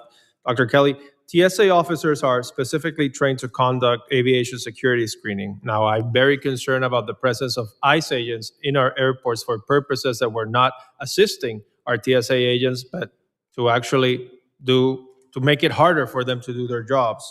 Now, since ICE officers carry out an entirely different mission, during the shutdown, what concerns did TSA personnel express to you about ICE officers' presence at airports? Well, number one is the fact that they did not possess the skills that was necessary in order to be a TSO. That was one of the main issues, you know, and that was one of our issues as well, because, you know, that diverged from the safety of our flying public. You know, so that was the main concern that I heard from our Did it affect their morale, the fact that TSA agents were not being paid while ICE agents were? Certainly it did. And it was absurd. absolutely. And do you think that has an effect over attrition? I think so, yes. You know, because they have this uncertainty, right, of whether or not I'm going to have a job tomorrow or not. And this person here, you know, they getting paid, they got a job, they can go and take care of their family. I cannot, but it's my job that, you know. I could see the frustration on the faces of TSA agents in the San Juan airport as that happened. Absolutely. They were working day and night without pay, doing their jobs, and then they brought other people in who were not doing their jobs, who were not capable of doing their jobs, and who were getting paid for it. Absolutely. Thank you. I yield back. Gentleman yields back. I now recognize the gentlelady from New Jersey, Ms. Poe, for 5 minutes questions. Thank you. Thank you so very much, Mr. Chairman, and to our ranking member for calling this hearing. And I want to thank also the witnesses that are here today. Good morning, Governor Sununu. Good morning to Mr. McLaughlin and to President Dr. Kelly. Thank you so very much for being here. You know, the terrorist attack of September 11th, 2001 forever changed our nation. For me and so many in the northern New Jersey, 9/11 is personal. Our neighbors worked in those buildings, and our first responders rushed to ground zero to assist with search and rescue efforts. From the grief, the pain, and suffering of so many was born a commitment to never allow such a horrific event to ever happen again. These efforts resulted in a renewed commitment to security, including the creation of the Department of Homeland Security and the Transportation Security Administration. At that time, Congress rightfully recognized that the security screening of airline passengers was too important to be left to profit margins and market forces. So now, as threats and security has become more sophisticated, 25 years later, we must have honest conversations and examine legitimate needs of TSA. As a member of both the Homeland Security Committee, but also as the House Transportation Committee, where I serve as vice ranking member of the aviation panel, I uniquely understand the necessary work to keep our skies safe. Sadly, the administration's action towards the airport security and TSA has stepped backwards. It is currently fulfilling Project 2025's blueprint to privatize TSA, destroy the TSA workforce union, and intimidate immigrants. The president's proposed budget seeks to privatize screening operations at nearly 250 airports, which would undo the gains we have made in airport security since 9/11. At the same time, the administration is trying to strip TSA of its collective bargaining rights, despite multiple federal judges' ordering DHS to preserve the TSA labor agreement. These actions endanger airline safety, and they should be rejected. But even before this administration, TSA has been struggling with recruitment and retention issues. Very quickly, President Dr. Kelly, yes or no, is it important to have a well-staffed TSA workforce to ensure safe and secure airline travels? It's certainly important to have that. And you know, this is inherent governmental work, and this work should be performed by federal employees, okay? And when you have a contract that have been negotiated between the agency and the workforce, you know, you're gonna enhance morale, you know, and people are gonna feel like, hey, you know, I want to come to work here. I want to do this work. So let me also ask, does the TSA struggle with recruitment and retention? We certainly heard that from many of you already. So is that not the case? That was the case prior to us negotiating a contract. When we negotiated a contract with TSA, attrition was actually cut into half. Okay. Would recruitment, retention, and performance bonuses for TSA officers improve retention and morale? Yes. Okay. I agree with you, Dr. Kelly, and that is why Senator Lujan and I introduced a bill to address these very specific issues. My bill would set the minimum base pay for TSA personnel at $40,000, ensure that TSA personnel are paid during shutdowns, and give TSA staff a one-time $10,000 bonus. The modernization cannot come at the expense of those who have helped protect our nation for decades.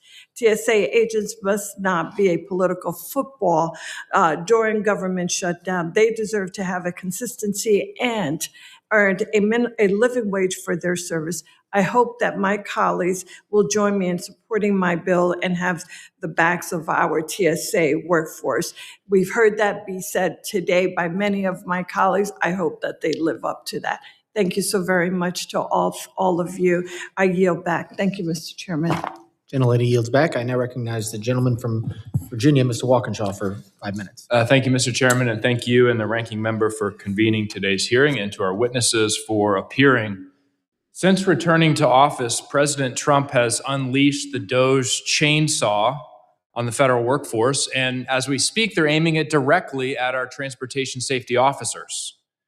I represent a community in Northern Virginia that's home to 50,000 federal employees.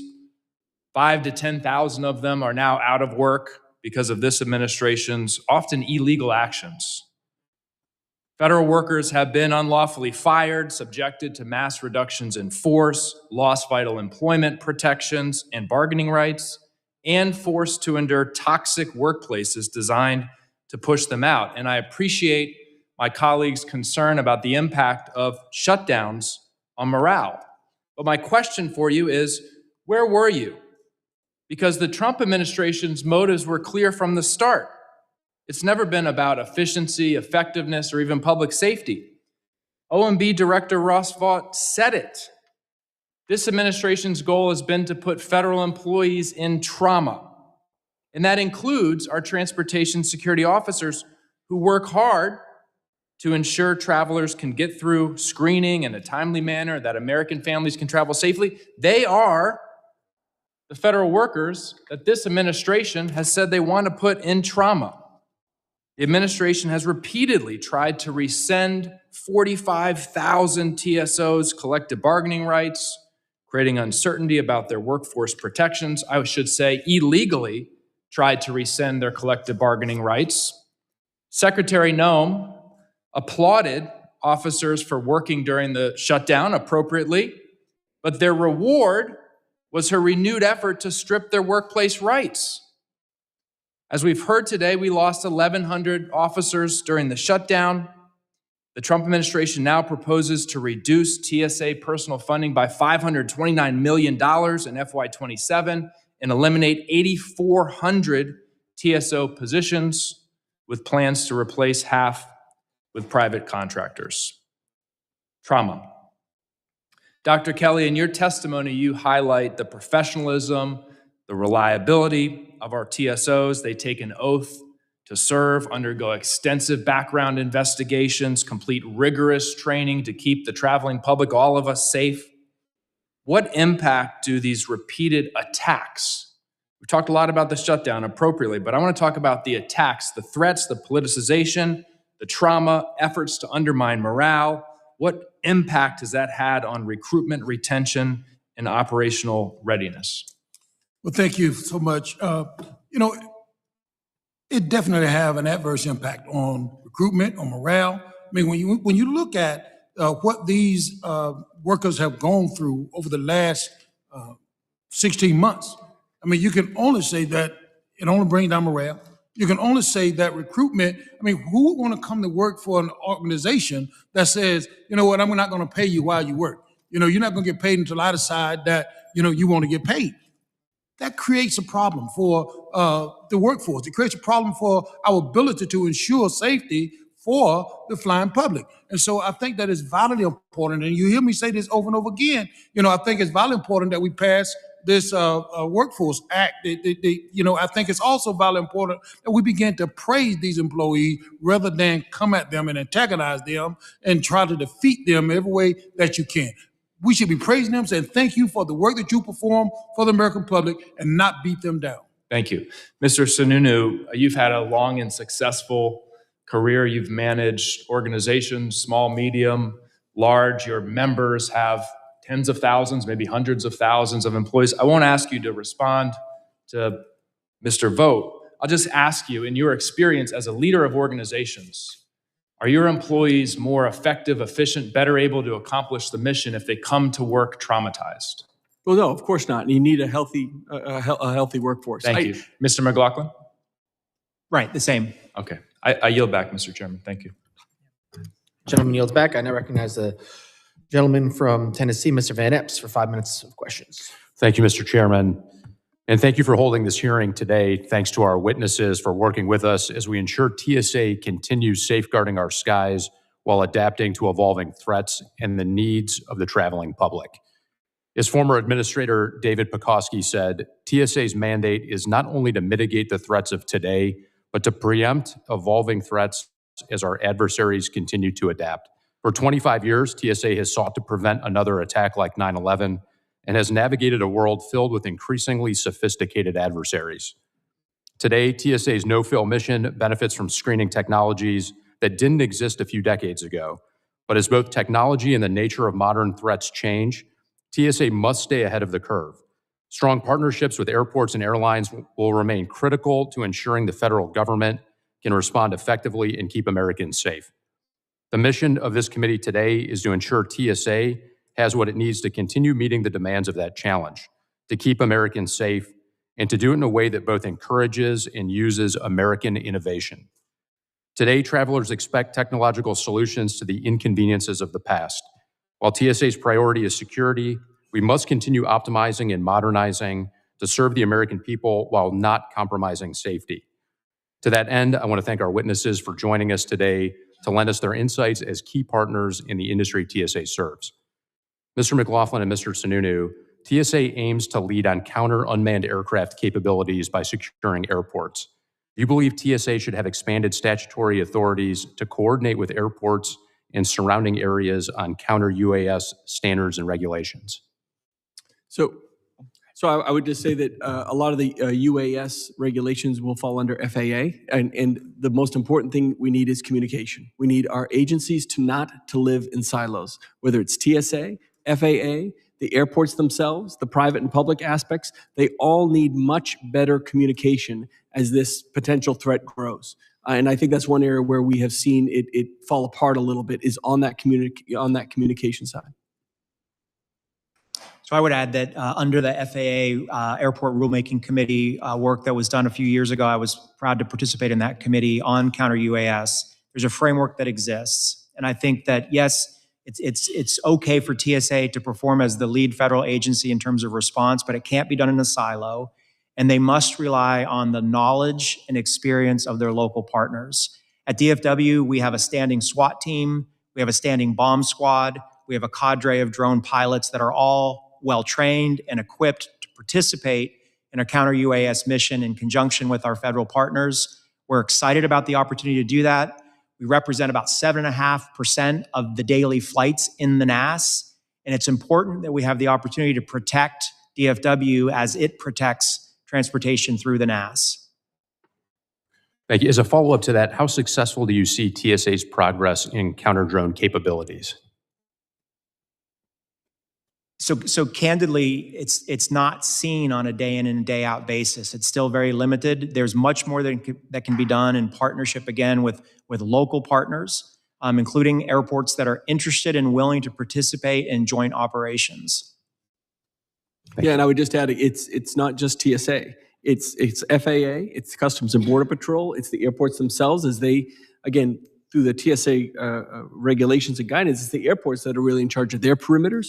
So it has to be, and everybody has both the responsibility and authority to be at that table and have input. I would even argue Department of War, given some of the counter surveillance capabilities that they bring to the table, testing of new innovations and materials, new technologies.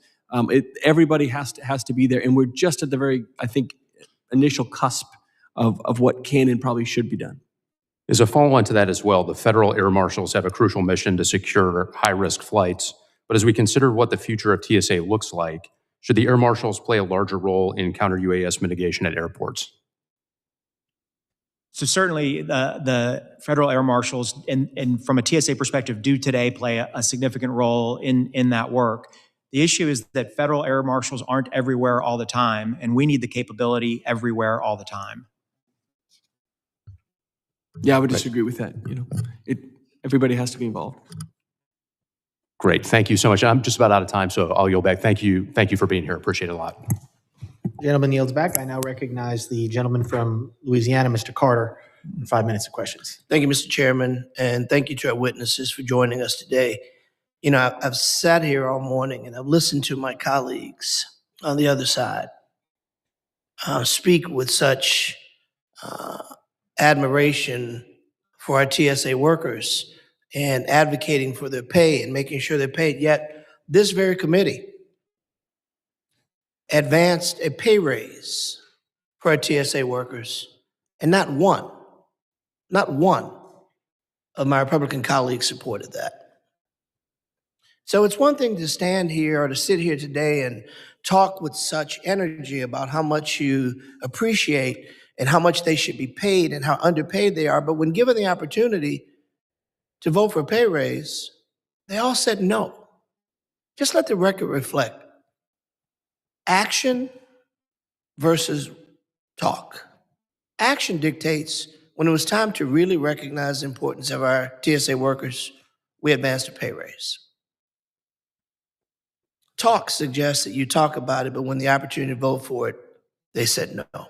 I just want to put that on the record as I listen to every member offer their glowing reports about how much they should be paid when in fact they voted against the pay raise.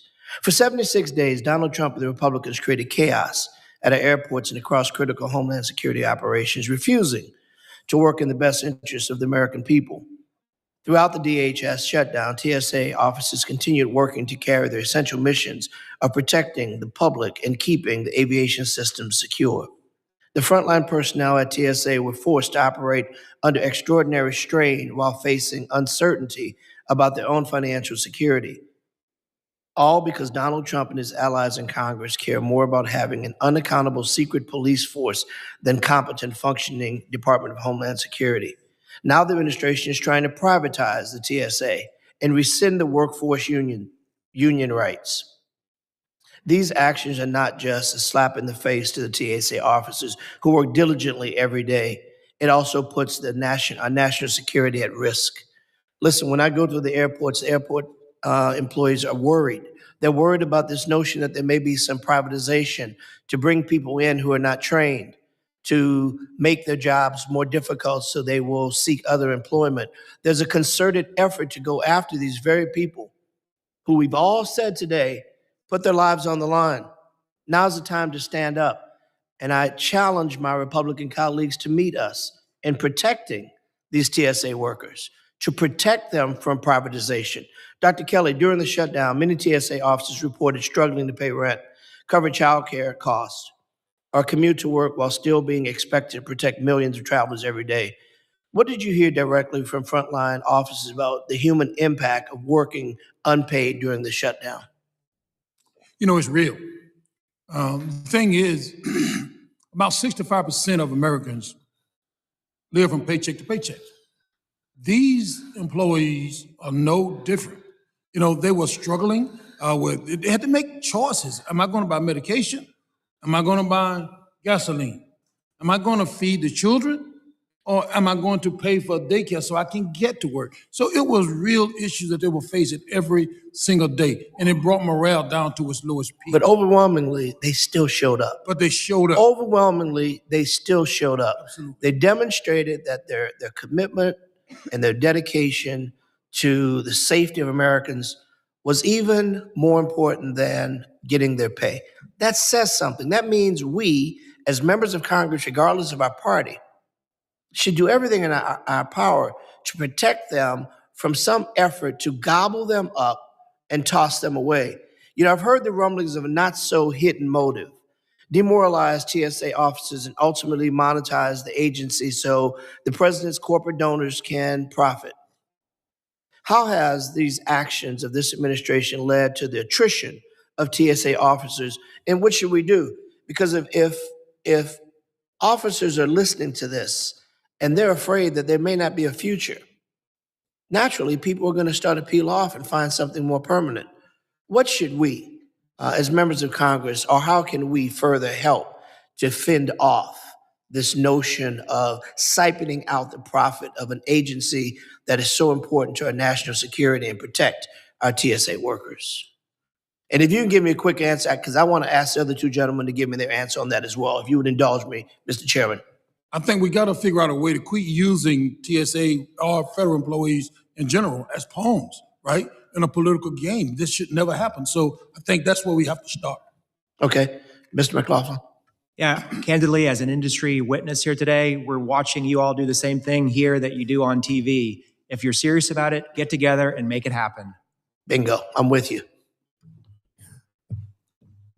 Governor? Look, we don't, Airlines for America does not take a position whether privatization is good or bad. We want airports to choose, because every airport is different on the privatization. But understand, during the shutdown, you know where morale was highest? At the airports that had privatized, because they kept paying their workers.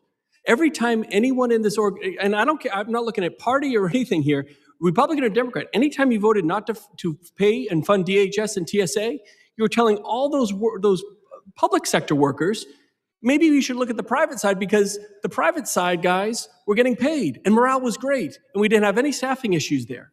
So not funding and paying DHS and TSA was incentivizing people on the public side of the ledger to want to be on the private side. Again, I don't care where you work. We just care about the safety and security. And reclaiming my time. Reclaiming my time. Reclaiming my time. Repercussions to that. Thank you. Reclaiming my time, which is already over.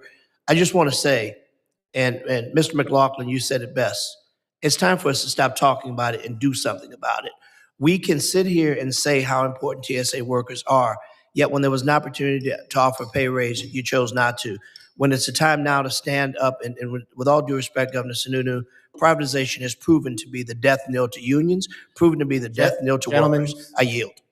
Gentleman's time's expired. Again, I'll mention for the record, when it comes to the shutdown, Republicans on this committee voted 4 times to reopen the government. I now recognize the But against pay raises. I recognize the gentleman from Texas, Mr. Green, for 5 minutes of questions. Thank you, Mr. Chairman. I thank the ranking member, and I thank the witnesses for appearing today. And in the interest of full disclosure, I am a dues checkoff member of Local 1550 of Ask Me. I am proud to be associated with labor in more than words, but rather with my deeds and my actions. I'm also pleased, Mr. President, Dr. Kelly, to associate myself with your commentary today. I think you have been on point.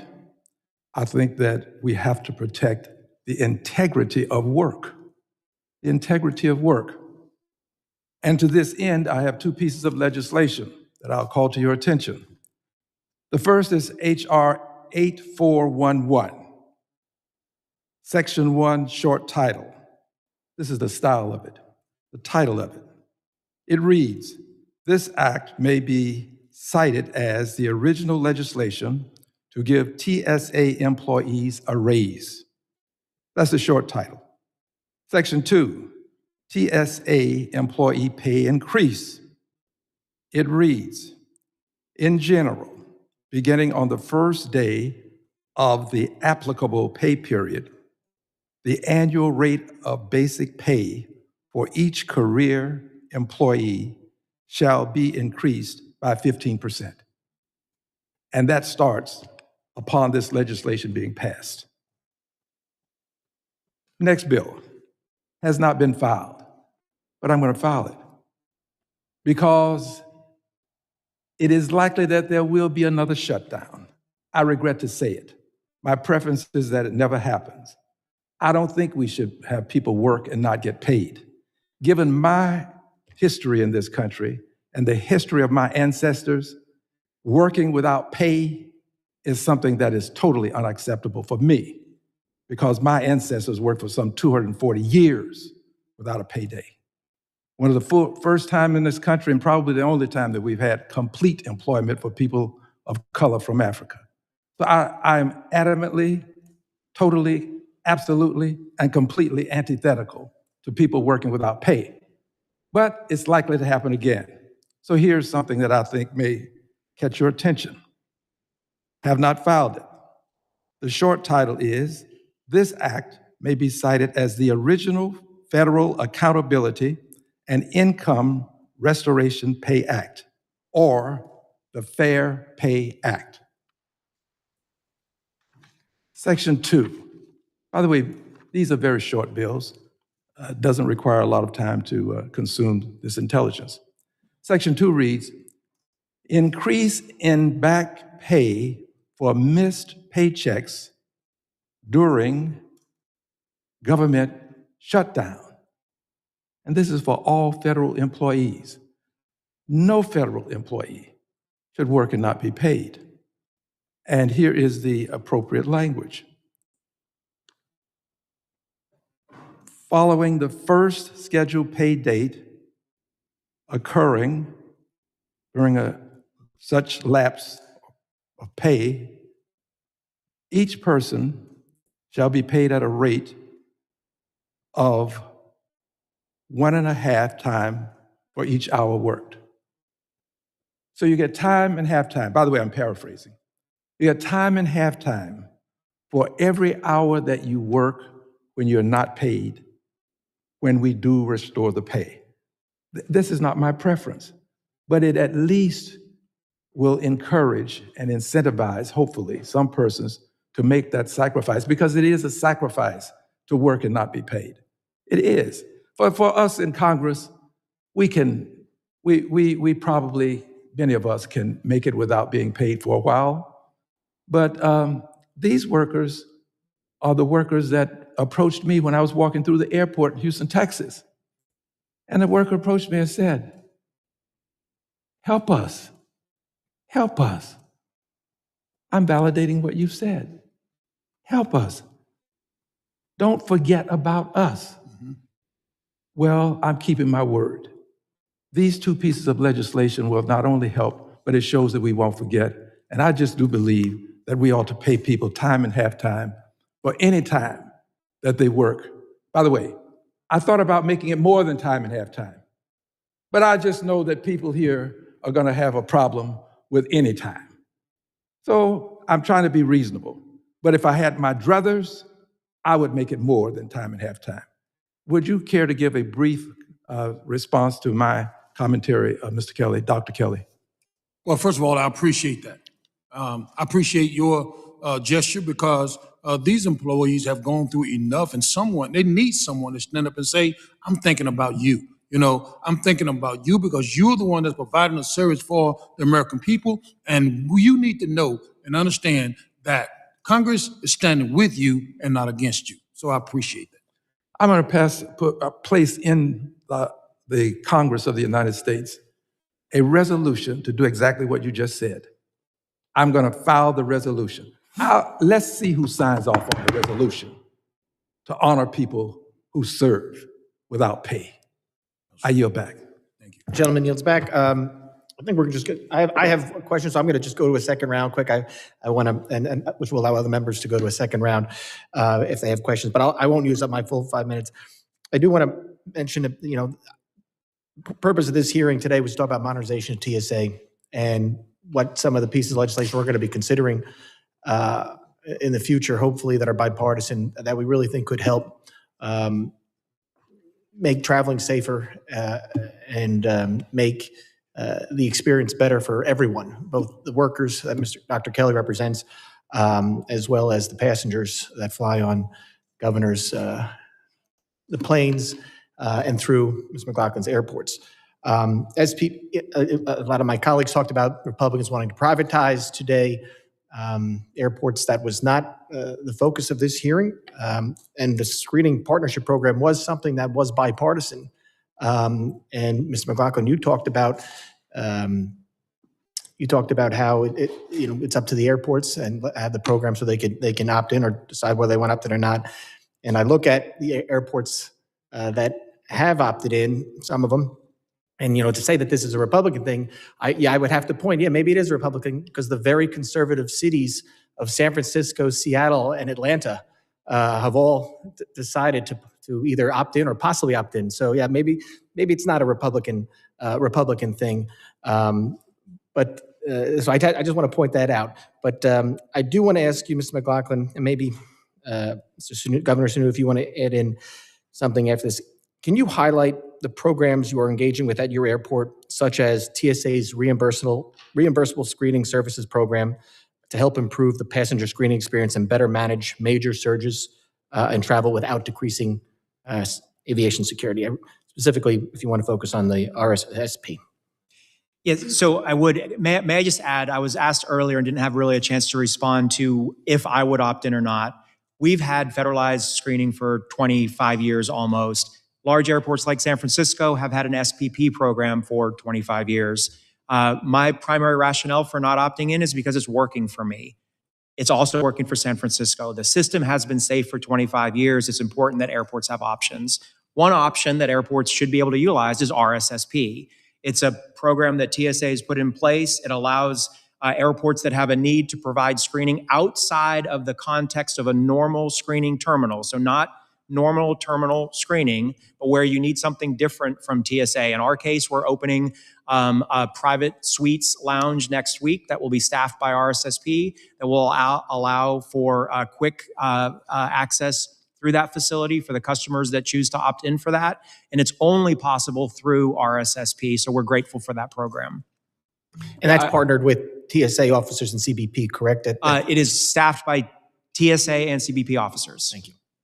Yeah, I was just going to make that point that it is staffed by TSA. It has the rigorous standards, and it's been proven to be a great option to take the pressure off that traditional TSA funnel for those airports and those organizations who choose to use it. With the World Cup coming, a lot of people will be able to use that, and I think that'll be will be a benefit. I'm also, so without objection, I'm going to enter for the record a letter from the U.S. Travel Association dated May 20th, 2026, regarding this hearing. And I'm going to thank you all for coming. And Dr. Kelly, again, thank you and for the wonderful work that you, actually, I did have a question for you. I heard something from my locals yesterday regarding TSA contacting some of your members who might have called in sick during the shutdown, and there being disciplinary procedures happening. It kind of concerns me if people were using legal, personal, or sick time. So I don't. You don't have to get on the record now about it, but if we could speak off the record on that at a longer time, so we could talk about that, because I don't think that's right. But I appreciate you all being here today. So I yield back, and now I recognize the gentleman from California, Mr. Correa, for his 5 minutes. Thank you, Mr. Chairman. I want to also thank our witnesses for being here today. And let me follow up with the Chairman's comments on the fact that what our mission is: safe travel, safe skies. Make sure when you get on a flight, you don't have to worry about a tragedy happening to you 30,000 feet up in the air. And that's where I think we got to focus on the job, on the mission. Mr. McLaughlin, you said that very clearly. Focus on the mission. And that's why I think we got to come back and talk about the mission and not ideology, not Project 2025, not mandatory privatization. As the chairman said, we have very conservative cities like San Francisco that maybe employ a private system, but that's for their needs, that based on historical context, it works for them. You're the people at the front lines, okay? You're the people that are making it happen. Dr. Kelly, your folks are out there making sure that they can do their job, and they should have a voice through collective bargaining to let us know, to let Mr. McLaughlin and others know what they need. That's called a partnership. That's making sure that nobody scores on us. And so with my last few moments, I would ask all of you to work with us collaboratively, come up with some practical solutions. We don't want silos, as you mentioned earlier. That's why we created Homeland, because we had a silo that enabled 9/11 to happen. And we don't want that. We want communication, collect the people who know what's going on, where the rubber meets the road, to tell us where that evolution of the mission is going. It's not personnel. It's not new machines. It's better trained personnel to work with those new machines that are out there. And that's a little bit different than saying, private, Project 2025, or otherwise. It's listening to you. So with that in mind, I ask you, work with us. I have an open office, as well as I'm sure the chairman is, to listen to what you've got in mind and work with you. And with that, again, I thank you for being here today, and thank you for the good work. Mr. Chairman, I yield. Gentleman yields back, and I recognize the gentleman from Tennessee, Mr. Van Epps, for questions if he has. Thank you, Mr. Chairman. Just a couple more questions focused on modernization and the customer experience. Governor, what model nations do you look at for wins in air travel operations abroad? Where's the gap between U.S. standards and potential improvements elsewhere overseas? I don't think there's an overseas model that we look to per se, because our airspace is so unique. We are the largest, most robust, most important airspace in the world, and we have access to the best technology and the best capital. So I think we look at the technologies we have here, our abilities and our ability to innovate, and making sure that that isn't being talked about for 6 or 7 years, maybe come through a piece of legislation 3 years after that, and by the time it gets implemented, it's already a 15-year-old piece of technology. So I think it's all about speed and implementation of what America has to offer and what America delivers. There are certain aspects in Europe that use a certain piece of software, or maybe in Canada, how they manage things, but nobody is as big and robust and has such demands on the system as us. Nobody compares to us. So I think it's best to bring our own subject matter experts. You bring the airports together, you bring the airlines together, you bring the folks at FAA together as a team. And I think we're seeing that. I think in the last year, you've seen that tremendously with the Air Traffic Control Modernization Project, where private industry has a lot of, not control, but input in terms of what works, what doesn't, and how to bring it to bear.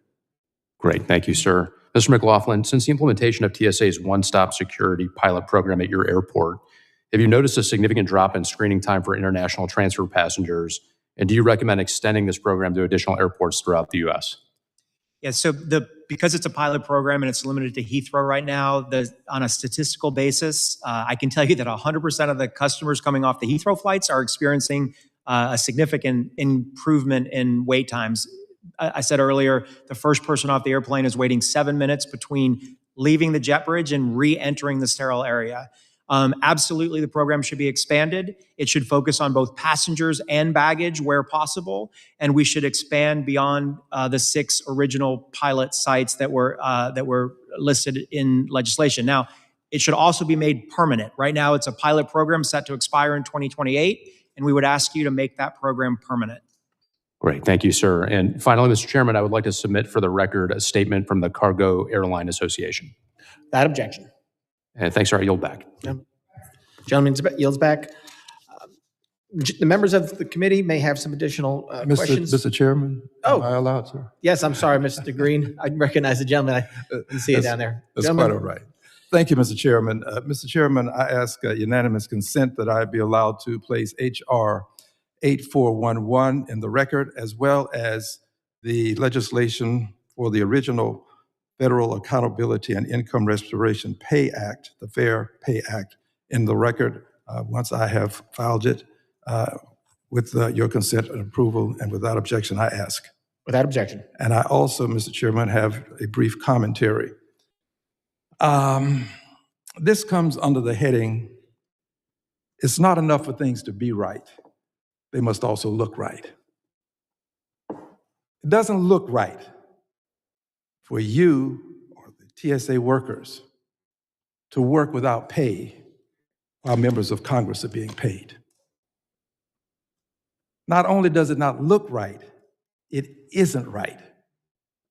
And I just believe that if there's going to be a shutdown, and if the TSA workers are not paid, or any federal workers are not paid, I don't think Congress should be paid.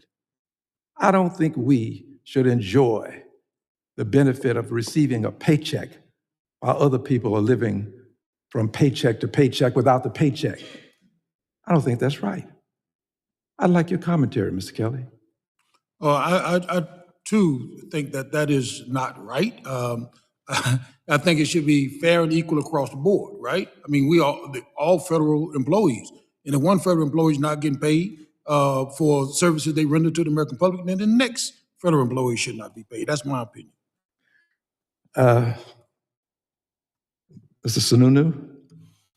Absolutely, they shouldn't be paid. But yeah, I mean, All right. that's, I think it's obvious, but Intuitively obvious to the most casual observer. yeah. Yeah, I think it's fair. I think there are provisions that you all could look at to ensure that TSOs do get paid, similar to other law enforcement agencies, as Dr. Kelly pointed out earlier. This doesn't have to be one or the other. It could be Congress choosing to pay TSOs in the event that there is a future shutdown.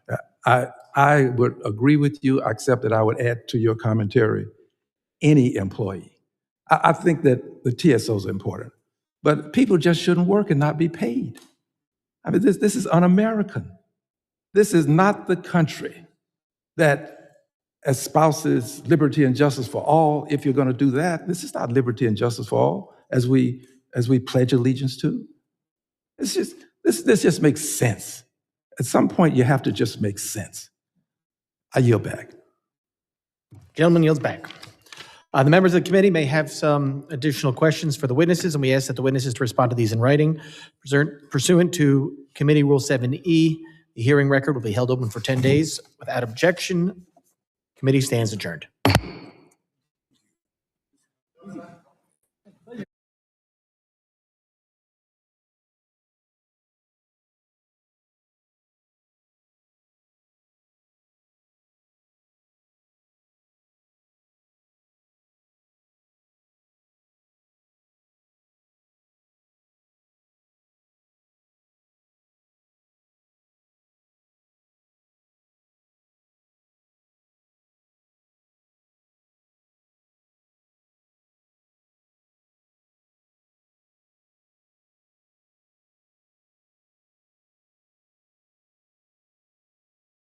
A lot of people see Memorial Day as the unofficial start of summer. Long weekend,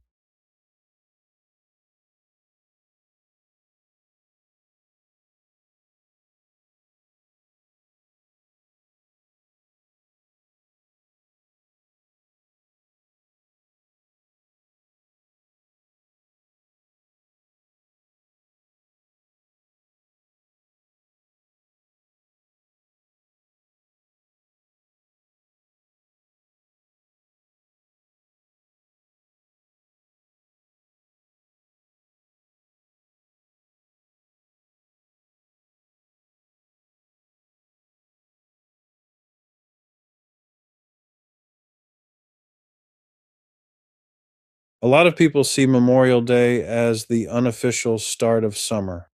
Long weekend, BBQs, traffic, beaches, sales everywhere.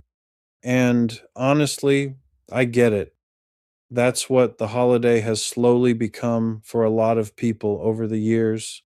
But I also think there's another side to Memorial Day that most people never really see.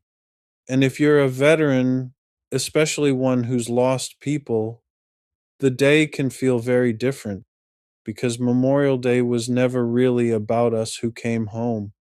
It's about the ones who didn't. And I think that part sometimes gets lost.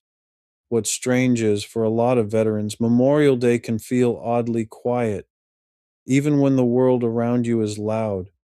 You'll see flags everywhere, families traveling, restaurants packed, people excited for the long weekend.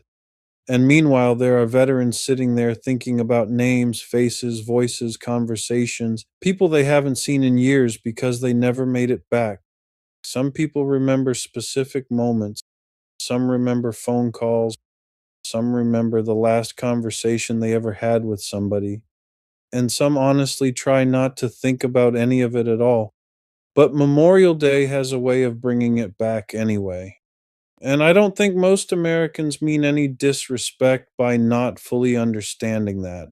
I really don't. I think a lot of people simply never had to experience war close enough for the day to carry that kind of emotional weight. Because unless you've lived around it, it's hard to explain what it feels like watching people you knew become memories, especially when the rest of the world keeps moving normally afterward. That's probably one of the strangest parts. Life keeps going, people go to work, kids grow up, new music comes out, new trends happen, years pass. And meanwhile, somewhere out there, families are still missing somebody at the dinner table, parents, sons, daughters, brothers, friends, people who were once fully here and then suddenly weren't. And I think Memorial Day matters because it forces us to slow down for a second and acknowledge that reality, not politically, not performatively, not through social media slogans, just honestly. Because behind every military headstone was a real person who had a personality, a sense of humor, people they loved, plans for the future, normal human things that suddenly stopped. Sometimes I think people picture military loss as history instead of reality, like something disconnected from modern life. But for a lot of veterans and military families, it never fully becomes history. It just becomes quieter over time. And honestly, I think that's part of why Memorial Day matters so much to me personally, not because of ceremonies, not because of speeches, not because of traditions, but because I personally knew people who never got the chance to come home. Friends I laughed with, friends I served beside, people who had families, personalities, plans for the future, and never got the chance to live the rest of their lives. And the truth is, not a single Memorial Day goes by where I don't think about them. So for me, this day will never just be another long weekend. It's personal. And whether the country slows down for 5 minutes or an entire day, I just hope people remember that behind every flag this weekend is somebody who was loved, somebody who mattered, and somebody whose absence is still felt by people they left behind. To the friends I lost, and to every service member who never made it home, you are not forgotten.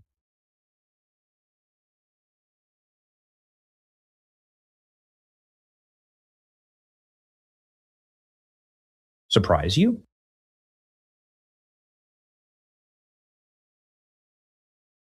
All good things must come to an end, and it is over for Tulsi Gabbard in the Trump administration. A resignation effective immediately just dropped, and you hate to see it. I hate to see it. I'm a massive fan of Tulsi. She's been a friend of the show, somebody that we care about, somebody who I think has done an unbelievable and exceptional job, actually, and somebody who is the world's greatest nightmare when it comes to the deep state, with her emphasis on declassification of everything from the JFK files to MK Ultra, UFO files. There was a new tranche of those this morning. But Tulsi Gabbard is now out. Why? Well, it's a reason that might surprise you. It was a surprise to me. Many people would say that perhaps this is because of frictions within the administration. I'm already seeing that commentary online. Again, this just breaking seconds ago. Exclusive: Tulsi Gabbard resigns from Trump cabinet. But it is actually because of her husband, who may be dying. And so let's go ahead and give it a chance to really parse through this. Her resignation letter just dropped seconds ago. Tulsi Gabbard, Director of National Intelligence, submitted her resignation. It's effective in approximately 1 month and a week. Gabbard reveals her husband has been diagnosed with a very rare form of deadly bone cancer, and she is going to be by his side instead of working nonstop like she does in the administration. The president and 2 members of the senior staff announcing that her last day would be June 30th because of this diagnosis of her husband's bone cancer. Unfortunately, this is something that Gabbard says that she cannot continue to manage. Okay, what does she say exactly?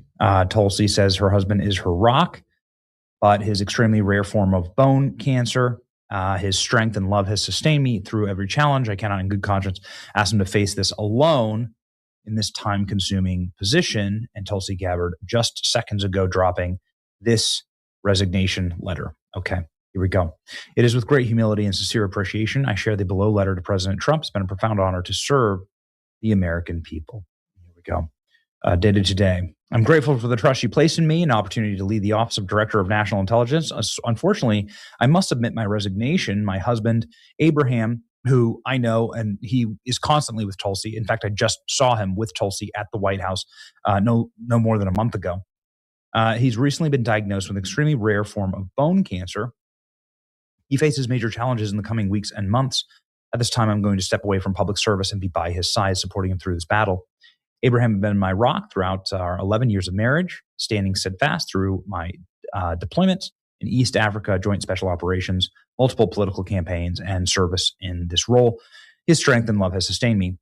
While I have made significant progress at ODNI, advancing unprecedented transparency and restoring integrity, the intelligence community, I recognize there is still important work to be done. I'm fully committed to ensuring smooth and thorough transition in the coming weeks, no disruption to leadership and momentum. Thank you for your understanding. Deeply personal and difficult time.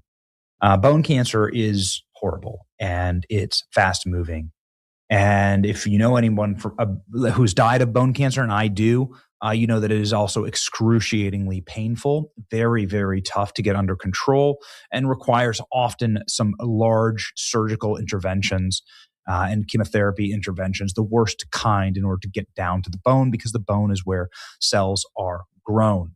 And those cells, when they become cancerous, then can spread throughout the body. So it's a terrible place to get cancer. It's awful to hear. It is, quite frankly, a very strong and legitimate reason to step away. And there have been talks of course, frictions between Tulsi and various members of the administration. Tulsi Gabbard, of course, ran for president as a Democrat, but I think she served President Trump exceedingly well. She says that she cannot manage two jobs because of the tragic news of her husband's diagnosis. Tulsi Gabbard is out as a director of national intelligence, her final day. Ladies and gentlemen, thank you for your service, and please pray for her family. She was beloved by President Trump. You never heard a harsh word from President Trump about Tulsi. Tulsi Gabbard was a big fan of, obviously, the declassification and transparency, the administration, and to try and bring the intelligence agencies to heel. However, there was a bit of a heel with John Ratcliffe at the CIA. CIA allegedly raided Tulsi Gabbard. That's what they said. It wasn't a raid, but whatever. They went in and took documents back from Tulsi Gabbard that she was trying to declassify. Obviously, frictions with the Iran war be another reason. This is something that Tulsi Gabbard obviously didn't want. She spent years campaigning against it, and so you could see the obvious frictions there. In the coming week, ODNI officials will be leaving their positions as Tulsi Gabbard prepares to leave the administration and launch her 2028 presidential campaign. The first major staffer to leave is Amaryllis Fox Kennedy, RFK Jr.'s daughter-in-law, who's unhappy with President Trump and the Iran war, just like Joe Kent. I've always gotten along with Amaryllis and found her to be a very nice woman. This is obviously Laura Loomer predicting Tulsi Gabbard stepping away. Ladies and gentlemen, Tulsi Gabbard resigned today. I got the scoop, and I wish her well. Tulsi Gabbard now resigning. This is probably the most important work that Tulsi was doing, was the looking into the voter fraud in Fulton County. She was there on site when they did the raid. The Office of Director of National Intelligence included Tulsi Gabbard in a photo on its header here on X. And she just cut a video for the 250th anniversary of America and our great nation as we approach 250th. We celebrate faith, courage, and declared resolve. Independence. Our founders didn't stride forward in pride. They knelt. They asked for God's mercy. Tulsi Gabbard, ladies and gentlemen, again, beloved by President Trump.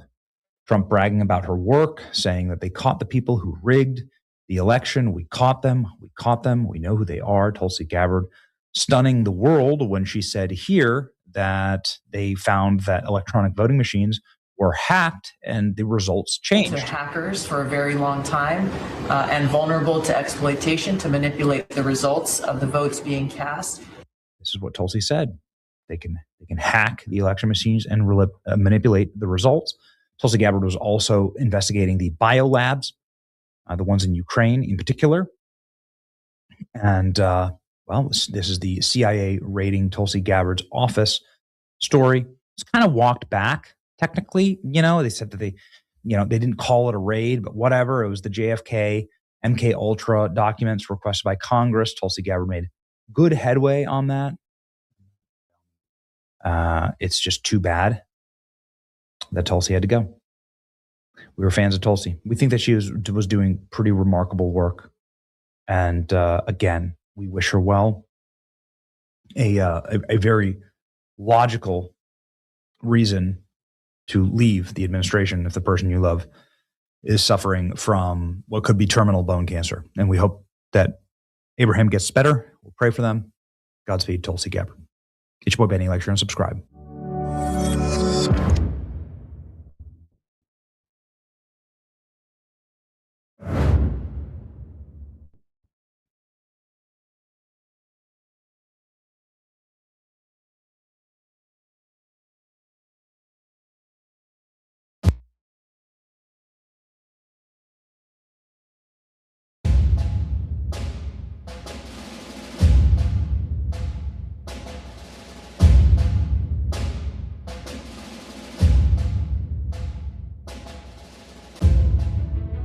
The sight before us is that of a strong and good nation that stands in silence and remembers those who were loved and who in return loved their countrymen enough to die for them.